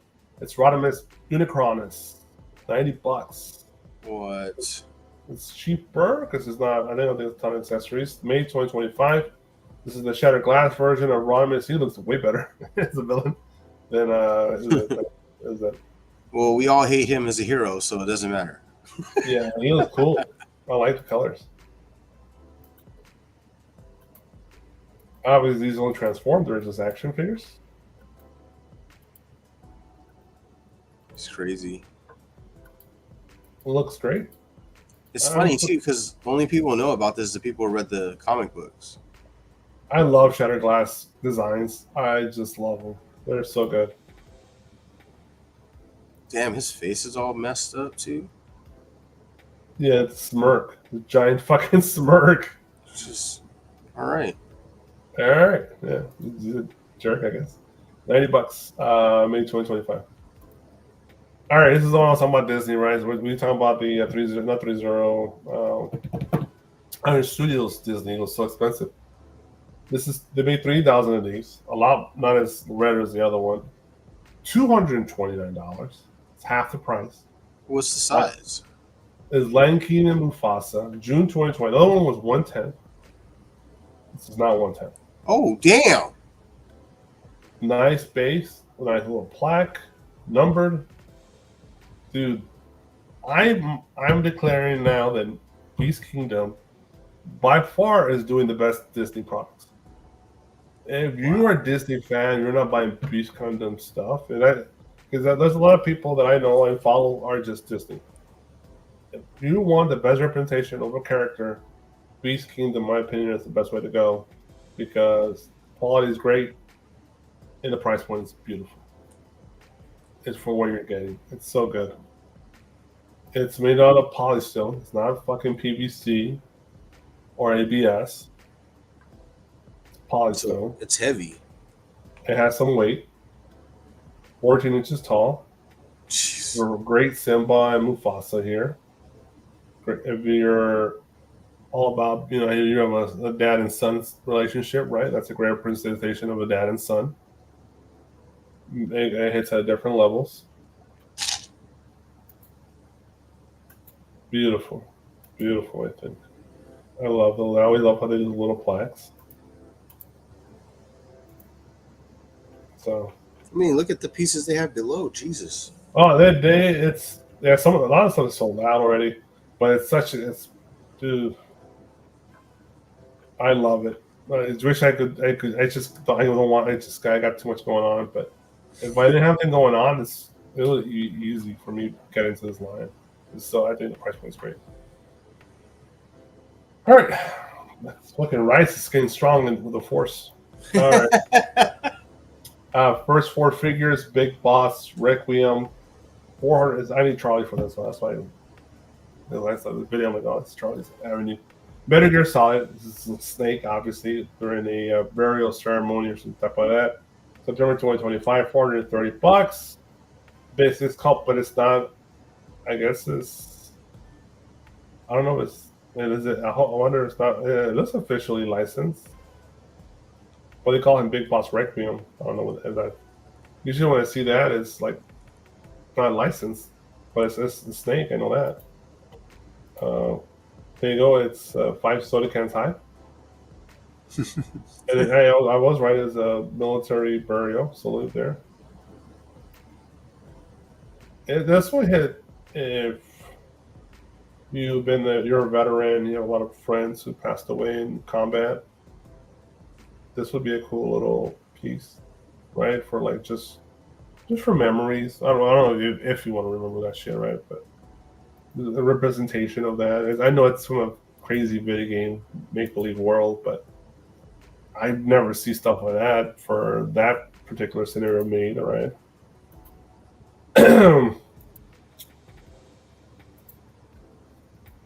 So let's go. Metal Gear Solid. I only bought one game ever. I remember when PS2, when Metal Gear Solid 2 came out, I think. Snake Eater. I think this is it 3? It might have been 3. It was like 2001.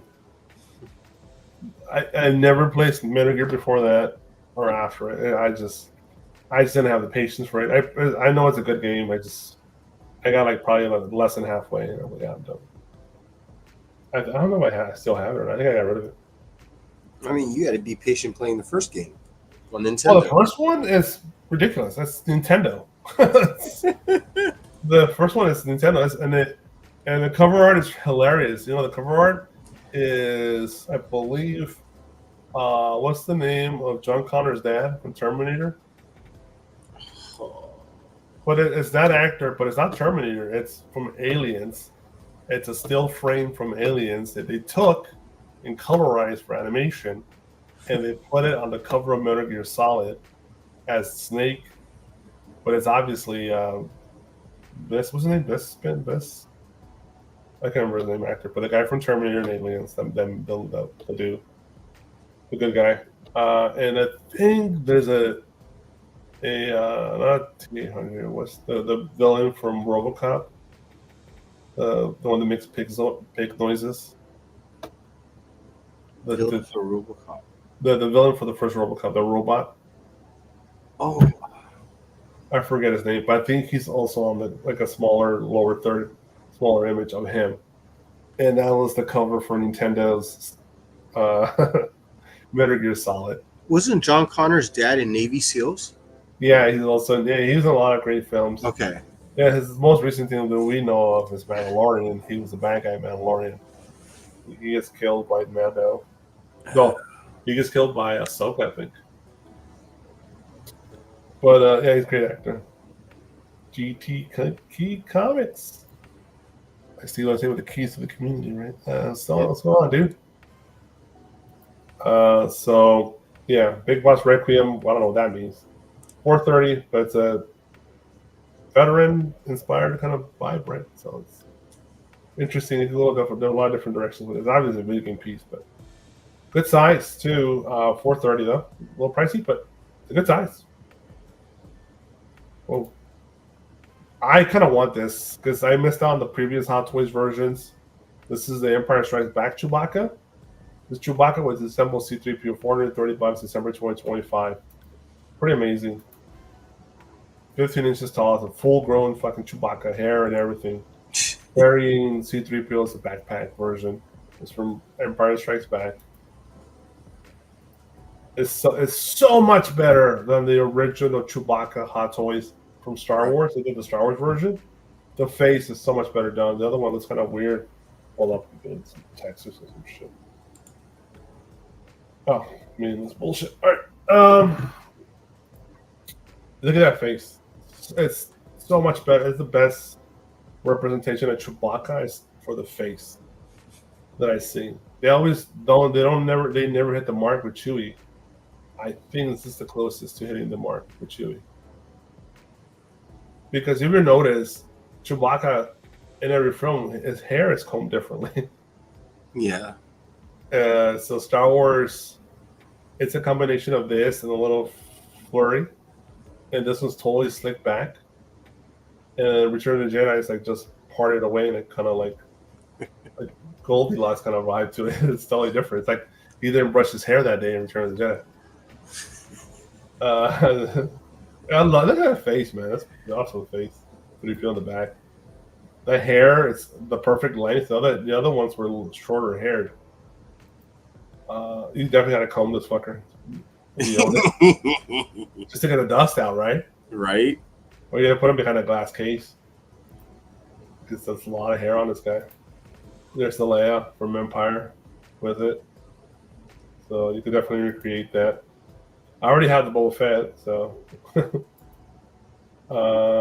And I know they've done Lando before in the past. I don't know if Hot Toys has done it. Stormtroopers. They just did Stormtroopers. Yeah, this is so good. Yeah, they have different head sculpts. Okay, yeah, here's the Lando. There you go. The eyes. It's basically a dog gorilla. Well, yeah, the combination of a dog and a gorilla. Lucas says that, and the sounds are combinations of dogs, lions, bears. I think gorillas. This is like a random bunch of sounds he's kind of put together. Bert, what's his name? Not Bert Ward, but something Bert is a sound engineer. Best sound gaffer. Oh yeah, the guy who made the lightsaber sounds. Yeah, which is just a fucking metal twine wire. Yeah, And he he rubbed like an electromagnetic stick on it and just created. No, he also used the humming of a light projector or something like that, plus something else. Yeah. So yeah, the one with the when it turns on. When it turns on. Yeah, that was when it turns on and it hums. Yeah. But when it's striking, this is the other one, right? Yep. Yeah. Yep. Yeah. If you watch the Empire of Dreams, and there's two versions if you haven't noticed. There's the Disney Plus version, which is like an hour less, or like 40 minutes less. They edited it down. And the original version on DVD, which is a lot longer. So people don't realize the Empire of Dreams documentary, which is one of the best documentaries out there, got shorted down on Disney Plus. Look at so it's not all of 3PO. Nope. That sucks. They should give you all the parts so you can build them. Right? Yeah, because one of the things about him is he gets them back and he puts them back together. I get it, and it looks because the goal is to just have them like that, but they should have gone a little extra mile on that and just added the. He's just missing another leg. No, and the bottom torso. With that, yeah. And the leg, the hips, crotch area, the butt, and another. He has the arm and the leg. He's missing the leg and the crotch area and the butt. Maybe they felt they couldn't put it all in there. I'm pretty sure that's their reasoning, but they could have figured that out. $430 is not cheap for a Hot Toy. It's expensive. It's an oversized Hot Toy. Comes with basically another half a Hot Toy with you. It's got to be all the hair too. No, yeah, dude. This is it's not an artisan, but it's. I don't see the logic of the artisan one, where the one they put the real hair, and then they have and the price point's the same. All right, imagine they did this like real hair, I guess. Of the $800 toy, bro. All right, this is amazing. I can't believe they did this version. Wow. This is the OS6. They didn't even know the Star Trek stuff. This is from Star Trek: The Motion Picture. This is Dr. Leonard McCoy, or Bones. He has retired from Starfleet, went back to his practice. He's also a raging alcoholic. Mm-hmm. And this is of course, 1978 disco version. Because he got the chest hair, the chain, the beard, and all that shit. I can't believe they did this. Such a deep cut version of Dr. McCoy, too. There you go. I don't know. He might be the best character in the show, to be honest. Yeah. Also the Trinity, right? Of McCoy, Spock, and Kirk. Great. It's simple action figure, nothing crazy. It's basic. Where's the accessories? They didn't come. Actually, come with accessories. They're not showing them here. Or maybe it's just that the figure. That's crazy. So. $195. Yeah, I think it's just the damn figure. What's in the box? Fully articulated body, more than 30 points of realistic portrait, white jumpsuit, boots, interchangeable. Oh, there's interchangeable hands. So they don't show them for four hands. And the display base with they don't think they show. I don't think they show them either. So there's hands on the display base. $195. Should be more like $150 for what they give you, but whatever. All right, Unit 6. For your hardcore trekkers. All right, Valeria Sanguinar from Infinite Studios, 1/3 scale from the World of Warcraft. Limited edition, $398. Not sure why $398. This is limited time offer, $300 off with the code of WOW. So everyone has a coupon on this. It's even cheaper. This is Blizzard. Charly is the big Blizzard guy. I think he has a friend that works at Blizzard. Some Blizzard's down in Santa Monica. Mm-hmm. Cool fact, I almost worked there. Same. Oh yeah, I think me and you had this conversation. Yeah, I was almost part of the editing team at the YouTube team that does all the Call of Duty stuff and Blizzard work and all that jazz. I was gonna do editing for them. Yeah, I went for 2 different positions, 2 different times. But don't you feel like you missed a bullet because of the whole controversy? What happened there on that campus? Oh yeah, no, I'm glad. And they had a Costa Mesa office as well. Yeah, and like they had like a whole frat boy fraternity vibe there, and they were like harassing people and bullying people and putting people through like these fucking ridiculous hazing. Yeah, hazing. Like you're joining a fraternity. I'm like, that pulled out. I literally socked somebody in the face to try to do it to me at work. Like I know the rules, I know the laws, bro. Get the fuck away from me.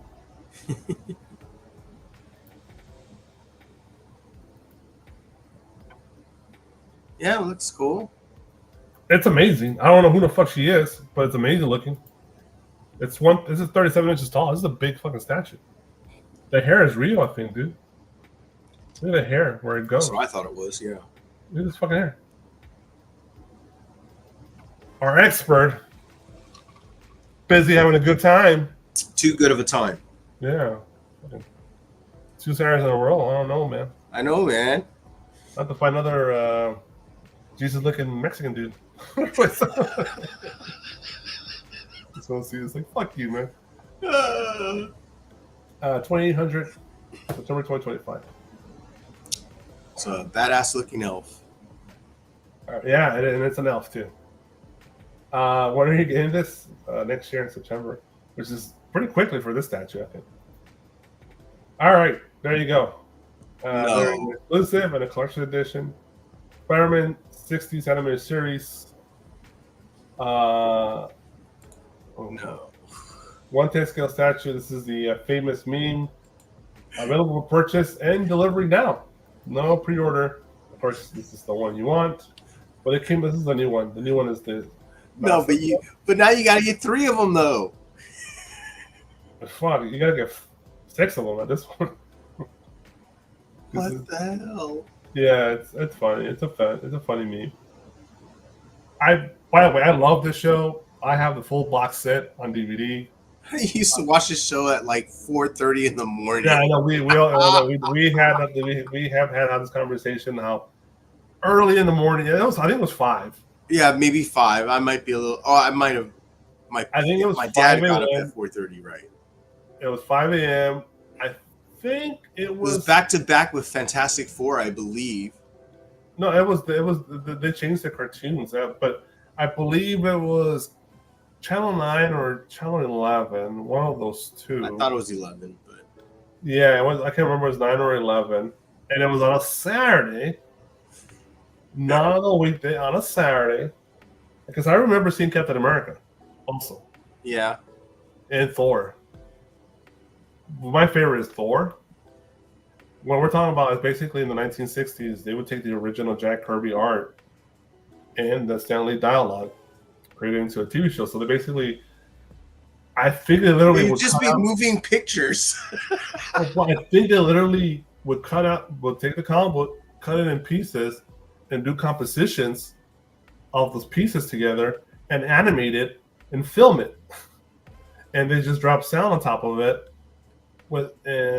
and this is like literally it was like zoom ins and zoom outs and zoom ins and zoom outs, and it was like pans on the camera. It's literally just, I think they're just filming the paper, and that was like cartoon. It's like stop motion with paper. Yeah, it is totally stop motion with paper. And that's how they did Spider-Man. They started with Spider-Man, which is, everybody remembers Spider-Man, especially now. But to me, the better ones have always been like Thor, my favorite. The music is so good. The music is even better. I think it's as good as Spider-Man, at least. They had Iron Man, they had Captain America, and they had Fantastic Four. They also had the Hulk. Oh yeah, they had the Hulk and the Submariner. Wait, did he have his own show? His own show. The Prince of Atlantis, King of the Sea. Yes. Watch the many demons. Look, they're all on YouTube.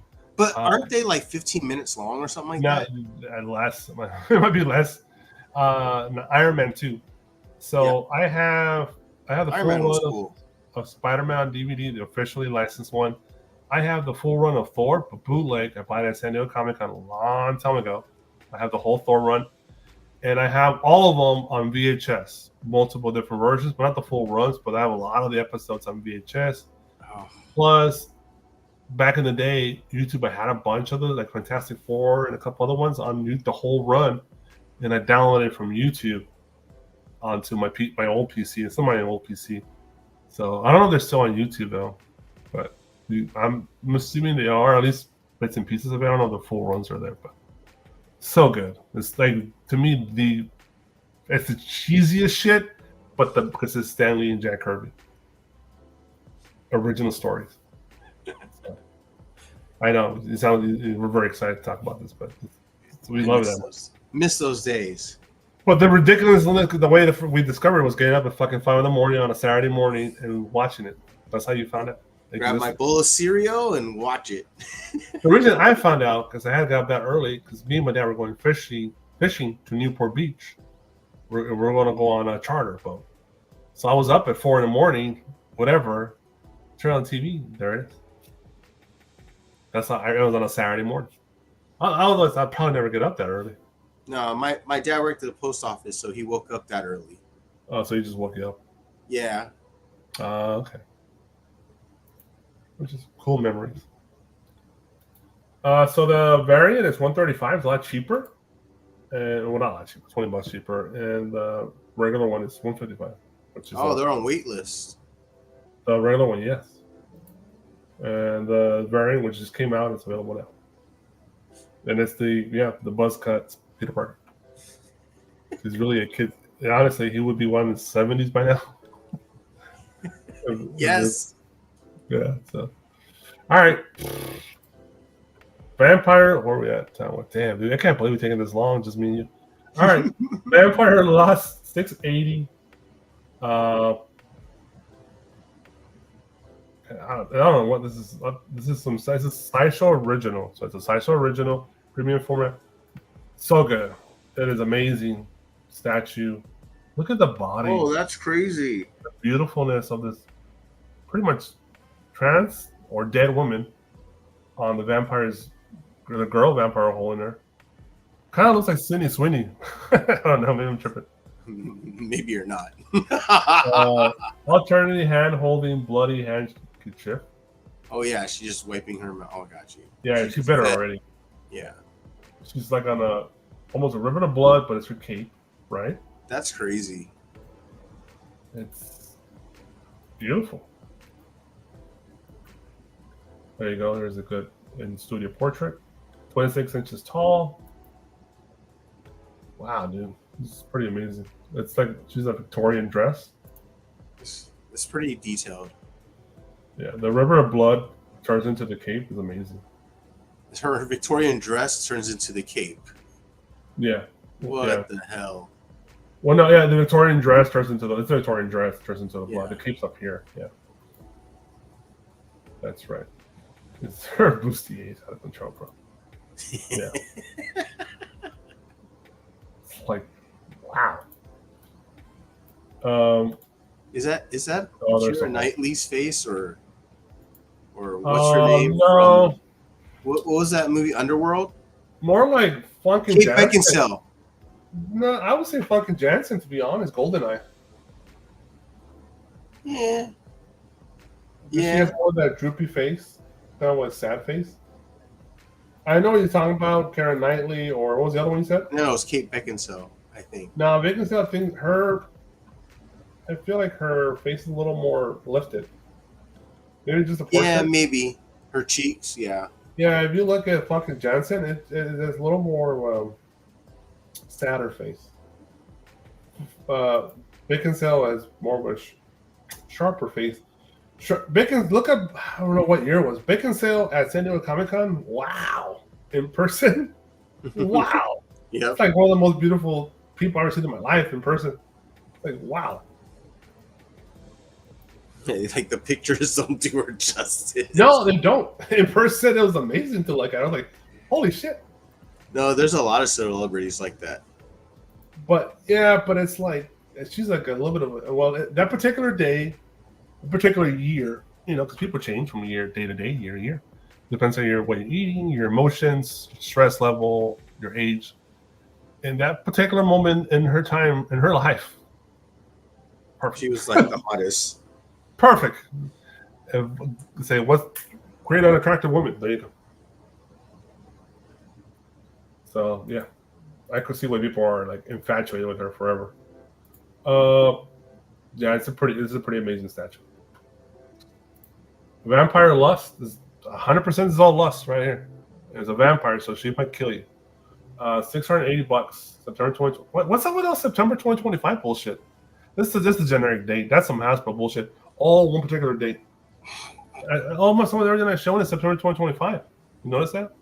Yes. I don't believe that. Those dates are totally off. Cool. What is this? A mud room? You think? When you walk in, like those nice houses have mud rooms to take off your boots from the mud and shit. Oh God! Hang your coat, or a library. I guess because there's books. I wonder what books. I can see the books. What books is this? Mr. Sin. It says. I don't know. Yeah, Mr. Sin. That's what the book says. This portrait on this box. What is that? Just put it onto next to your interview with a vampire hardback. Yeah, look at the candles, right? In the wine bottles. Nice touch. All right. Move on. It's another Skeletor. This is Of course. a more grandiose. Grandiose. This is Maquette, Tweeterhead, who has the large scale license for Master Universe. I feel bad that I've never bought one of these because they're reachable for me. I'm like, I just gotta not buy a couple things and I buy this. This is an amazing Master Universe Skeletor. This is the exclusive. The regular one is already waitlisted. Yeah. But I think the exclusive. Oh, they have two different color versions. I got you. This is OG. Yeah. This might sell out. It even has the mini comic book head. Oh, it has a head swap. Wow. There's a cartoon version and the mini comic book head.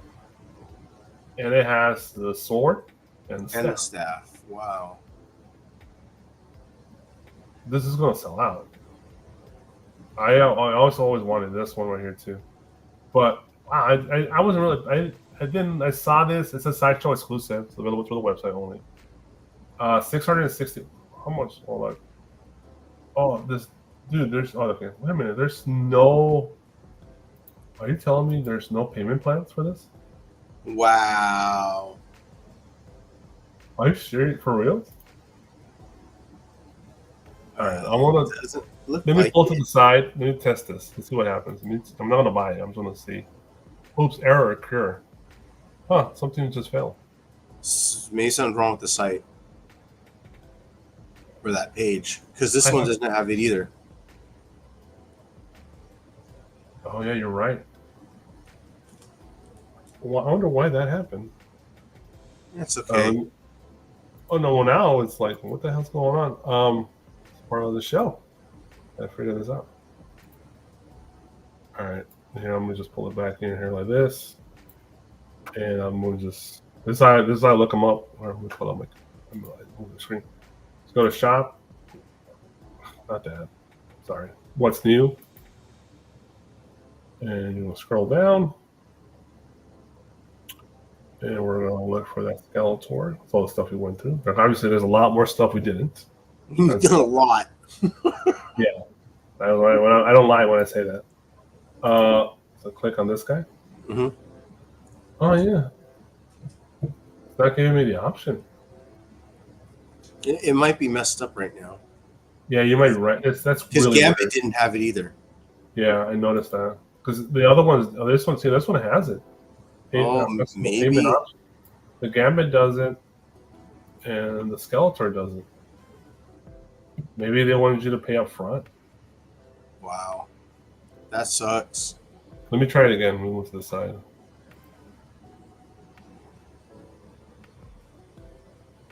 You know what? So when you go into it, When you do the order, there is a layaway starting. Here, I pulled it up. I'll show you. Oh yeah, there it is. So you can do that. I don't want to proceed to checkout because I definitely want to do that. Right? So the deposit is 66 and it's $84. 84. Funny, look at this. 84 the first payment, then it's 84.86 after that. So you can do 7 payments on him right now.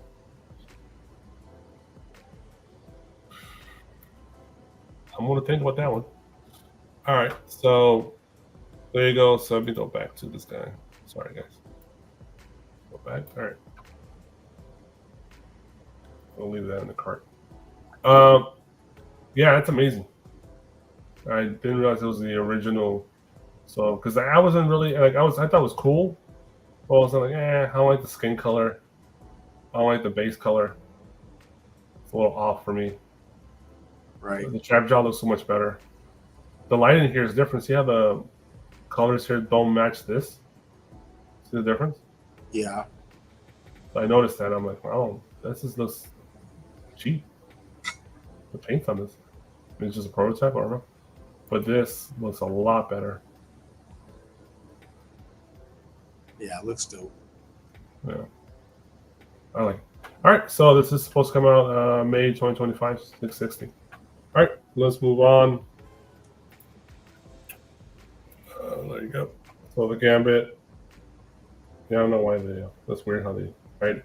So there's 2 versions. This is from Pop Culture Shock again. They're doing the Marvel's the CanCore, Marvel Superheroes, or the X-Men Children, and all the CanCom versions of Marvel characters. There's the regular Player 1, Player 2. I kind of like the Player 2 more, to be honest. Yeah, it's brighter. Yeah. I like them both, honestly. Yeah, they're both great. But no doubt about it. They're smaller scales. It's a little bigger than an action figure. I am getting the Juggernaut because I collect Juggernauts. I'm literally getting 4 new Juggernauts between Mondo and Sideshow. And it's the bigger one of these particular versions. It'll be my first Pop Culture Shock anything for Juggernaut or for in general. I love the Marvel vs. Capcom designs. They're great. They're very cartoonish, but Very nice. Here's the rest. Here's the Juggernaut I'm talking about. There's the Venom, Sabretooth, Spider-Man. There's also Wolverine.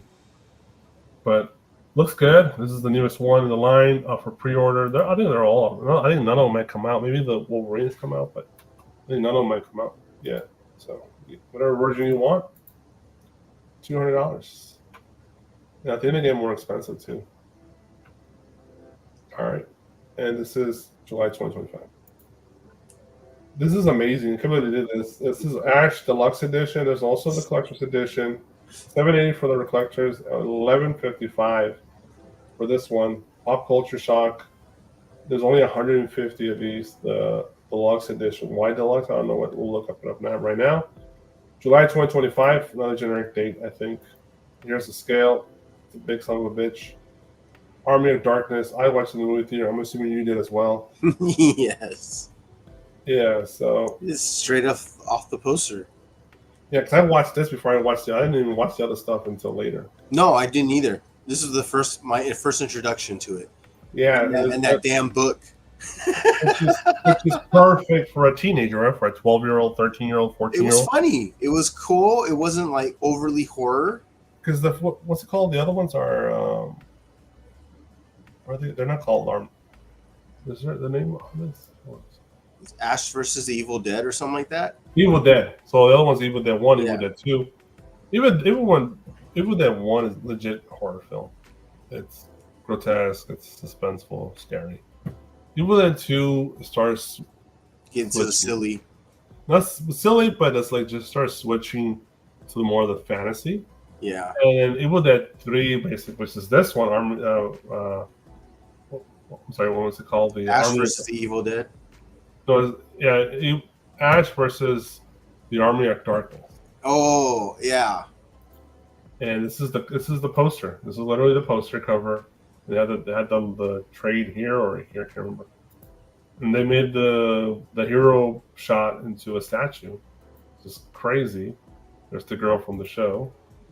What the hell is the name of the book? Oh, I don't know. I remember the films. The Necrocrom or something. Oh, like the Black Magic book, which, yeah, which I believe has appeared in other other films. This is it's a book of mysticism that has actually been talked about in history, right? I think it's like Egyptian or something like that. Yeah, so that book kind of tangles together a bunch of different franchises. They're not really related, but because of the book, it does. It could be. Because isn't that book appeared in Marvel? I believe so. Yeah, I think Ash has gone. Did Ash go to DC or Marvel? I can't remember. He's gone to one of them. I know he's been in these superhero comic books. I can't remember if it's Marvel or DC though. But I know I remember seeing him. The skeletons. It's also very Ray Harryhausen, this film. It's a lot of stunt motion, I think. Yes. Because the skeletons, right? There's a lot of skeletons in this. The miniatures, Ashes. The end, right? When he's working, was it Kmart? Because there's the blue light special, and yes. And that fucking old lady turns into the witch. I think it's the witch from the first film. From Evil Dead. Something like that, right? Yeah, and he tracks down Ash to his job at Kmart, and he's already missing the arm. He has the shotgun. He's pushing the carts, dude. Yeah, he's totally scarred up. How is he allowed to work there like that? I don't know, but it's great. That's literally the ending, because that's where he returns from medieval. He's so smart too, because it's like a cheap set. Yeah, that was the ending. And I'm trying to remember, in the film he deals with was it Merlin? I think so. The wizard's Merlin, right? Yeah, I know there's a wizard in the film. I think it's Merlin. Yeah, and it's like the whole King Arthur and all that stuff, I think. But he's the guy. He's the guy from the future, right? That's why all these skeletons are like medieval. Yeah, they're like this. Yeah, these are like ancient soldiers. Yeah. And he comes in with the chainsaw and the shotgun. It was like the best weapon ever. It's called the boomstick, right? Yeah, it's the best weapon ever. Hey, baby. Because he does an Elvis impression too, so he always kind of mixes it in. $11.55 for the deluxe, and the collection is $7.80. What the hell does the deluxe have though? I still didn't get it. Is this the deluxe? Oh, the girl. Oh yeah. The girl's missing in the collection. It has the miniatures, it has the foot soldiers, there's the bone soldiers, the tires. But this one has all that plus the girl. Is that the book under his foot? I don't think it's under his foot. There's something on there. Oh, there's Evil Dead 2. All right, $11.55, pricey for the deluxe. All right, these are recently new. These are so they're doing. So this is all Sideshow collectibles. If you know the history of Sideshow, one of the first run, if not the first run of Star Wars figures they did, was the Scum and Villainy collection, which is all like the Cantina and Bounty Hunters. Which is I have the original Boba Fett from that line from like 2012, around that period. Came out, I think, a little earlier than that, but I got it around 2012. Boba Fett, I still have it. Good Boba Fett. Now they're bringing it back, muchly improved. These are all Sideshow exclusive. They're doing like 20 figures, and there's all like bounty hunters and like gangsters and shit. All the side characters from Star Wars. Yeah. Most of them are in the Cantina. So they show some of them already, and they already got some of these up online for pre-order. Burrito's one of them. Dude, look at the fabric. It's so good. Very simple. Here's a little sneak preview. Oh, wow. Actually, I'll show you the sneak preview. These are the ones already previewed. More Burrito there for you. Boots are awesome. It's such a 70s color, right? The kind of the pea soup green with the orange and the yellow. So 1977, 78, 76 when they filmed it. Collect them on. There's more coming. They're showing an overall picture, and there's like 20 of them. So, all right. So the $280 for him. It's a time release version. The time release version gives you what? I don't know. What does it give you? Does he have blue milk? Yeah. Let me clean it up. You do. That's crazy. Come here, please. What's in the box?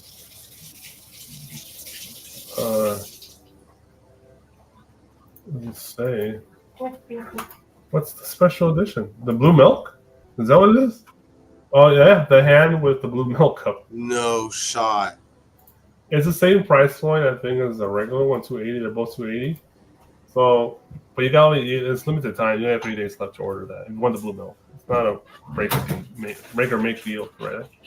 No. Burrito, Honda Baba, or better known as Walrus Face. That's what I always called it. I was like, I don't remember the guy's name, but it's Walrus Face to me. Or Baby Butt Face. Oh, his butt face. This is like baby's butt coming out of his mouth. The exclusive has the relaxed flipper hands, which I've seen it in action. I think there's magnets in there, but it's weird. I agree on that. There's also the regular one with the regular hands, which looks a little better. But preference up to you. So Walrus Face coming. Looks great. So funny. It's basically Luke Skywalker. Brown, yellow, and orange, man. That is so. That's what Luke Skywalker was wearing at the end of the fucking movie. His jacket was yellow though. Oh yeah. Same outfit. Basically. Yeah. They just switched jackets. Except I think he had black boots, right? Yeah. Oh no, maybe it was brown boots. Yeah, so they're all up on Sideshow. They're exclusive to Sideshow.com. All right, Commander Officer Bishoyu. So this is basically turn Kirk into a girl. This is Bishoyu. They done the nurse, science officer. Yeah, I think they done also the red shirt version of this. So now the yellow shirt, which is a command officer. So it looks traditional. We show you looks great. There's the nurse version, and there's another. Oh, there's a Vulcan version of this, which is the medical, and the other one's the science. Right. So they haven't done the red shirt. If I'm mistaken. All right. So June 2025, $145. We show you Cordokia, available at cordokia.com or sideshowcon.com or PVTS, but other websites has it. And the last one, finally, Fluttershy. We show you $120. It's the second one. My Little Pony. It's a humanized My Little Pony. So they show you the regular one, My Little Pony, and the human version of that pony. We'll show you. QT colors. Looks like cake. There's the other ones they've done already. This is the fourth one. I don't even remember this one. I don't even remember this one. Princess Luna, Twilight Sparkle, Pinkie Pie, and now Fluttershy. I like the colors. Yeah. 120. It looks good. And guess what? Oh, done. That's it. That was the last one. Like I said, no Lego, no Funko. Not a lot of. I just kind of skimmed through it. Took me like a little bit of time to put all that together for you, but obviously, all we needed because they created between our dialogue and that. I can't believe we went this long. Just me. There was a lot. When I'm doing it, and I'm just like doom, knocking it out, putting it together, it doesn't feel like a lot. No, that was a lot. 50 tabs. It should move because we've done like 80, 90 tabs. Yeah, we've also had 4 hours long shows. It's only like an hour more. It's like we took a long time on this one. So it's crazy. Well, let's give a shout out to our sponsors before we take off. Of course, if you want to get 30 days of unlimited cover price for only 99 cents, you got to type in the code NERDVANA14 and then go over to our pals at Bird City Comics. Get 10% off your purchase by typing in the code TNH10. And of course, you want to protect all of those collectibles. You just go over to displaygeek.com. Get 10% off your first purchase with the code teamnerdherd. All right. That is it.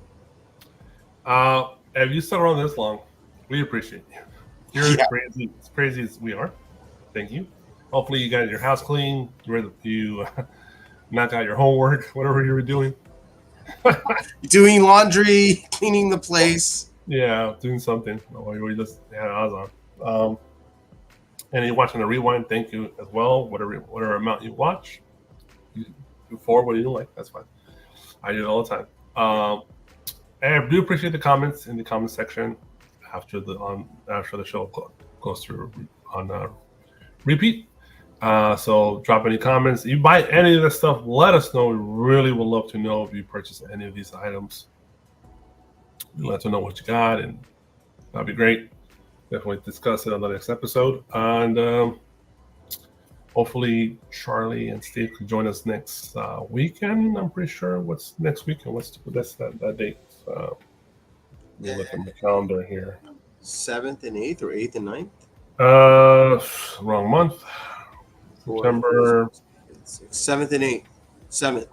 September 7th and 8th. I don't think I got anything major going on for me, so we should have an episode next Saturday.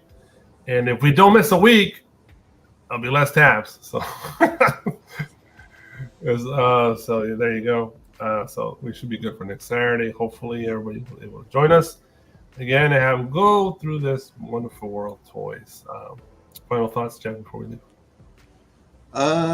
No, just damn it, don't make me spend more money. I am trying hard. Pretty broke right now. After Comic-Con and Burbank Card Show, and yeah. By the way, if you went to San Diego Comic-Con last year, tickets go on sale this month now. Well, technically it's September by tomorrow, but September 20th. Yeah, third week of September, something like that. Like it's 21st or 24th. Is it 21st or 28th? It's 21st. Fuck. I hate you. That's what I said. I'm like, dude, it's so fucking. I don't know. I might pull a Charly and skip it and wait till the open release. Well, dude, I think all my car stuff. I bought my car in September, so all my renewal shit is this month too. Yeah. DMV, freaking. Oh, that yeah. Yeah, so I'm super screwed this month or next month. Yeah.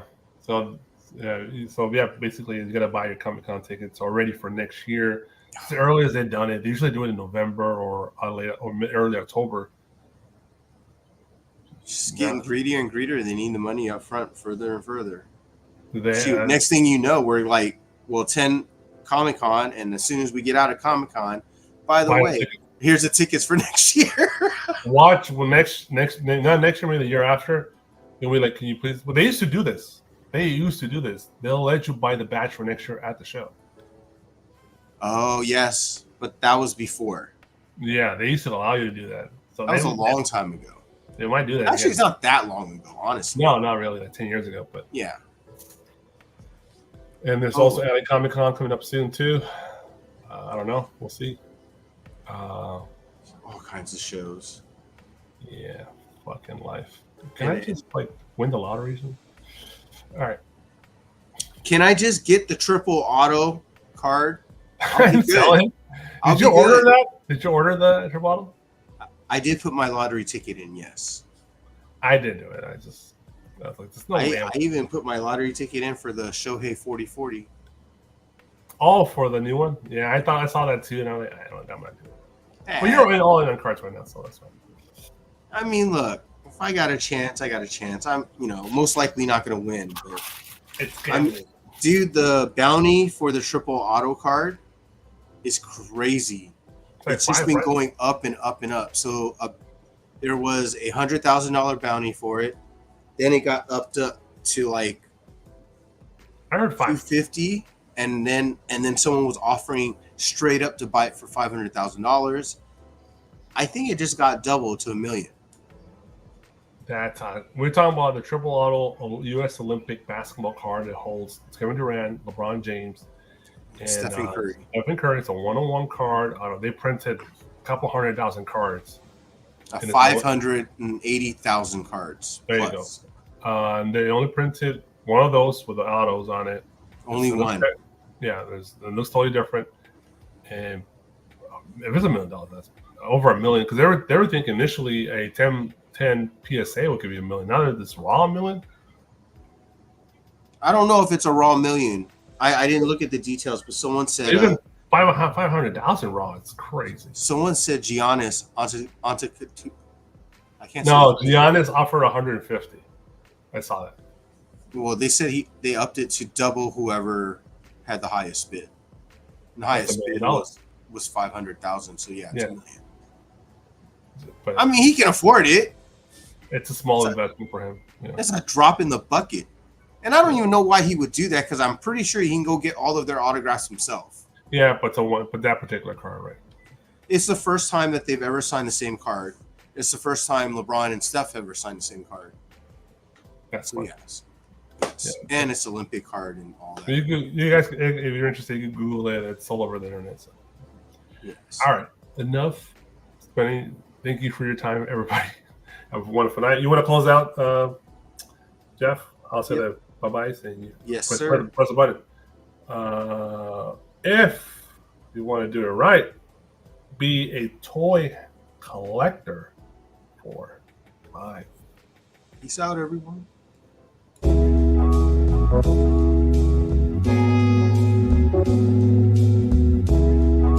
Thank you.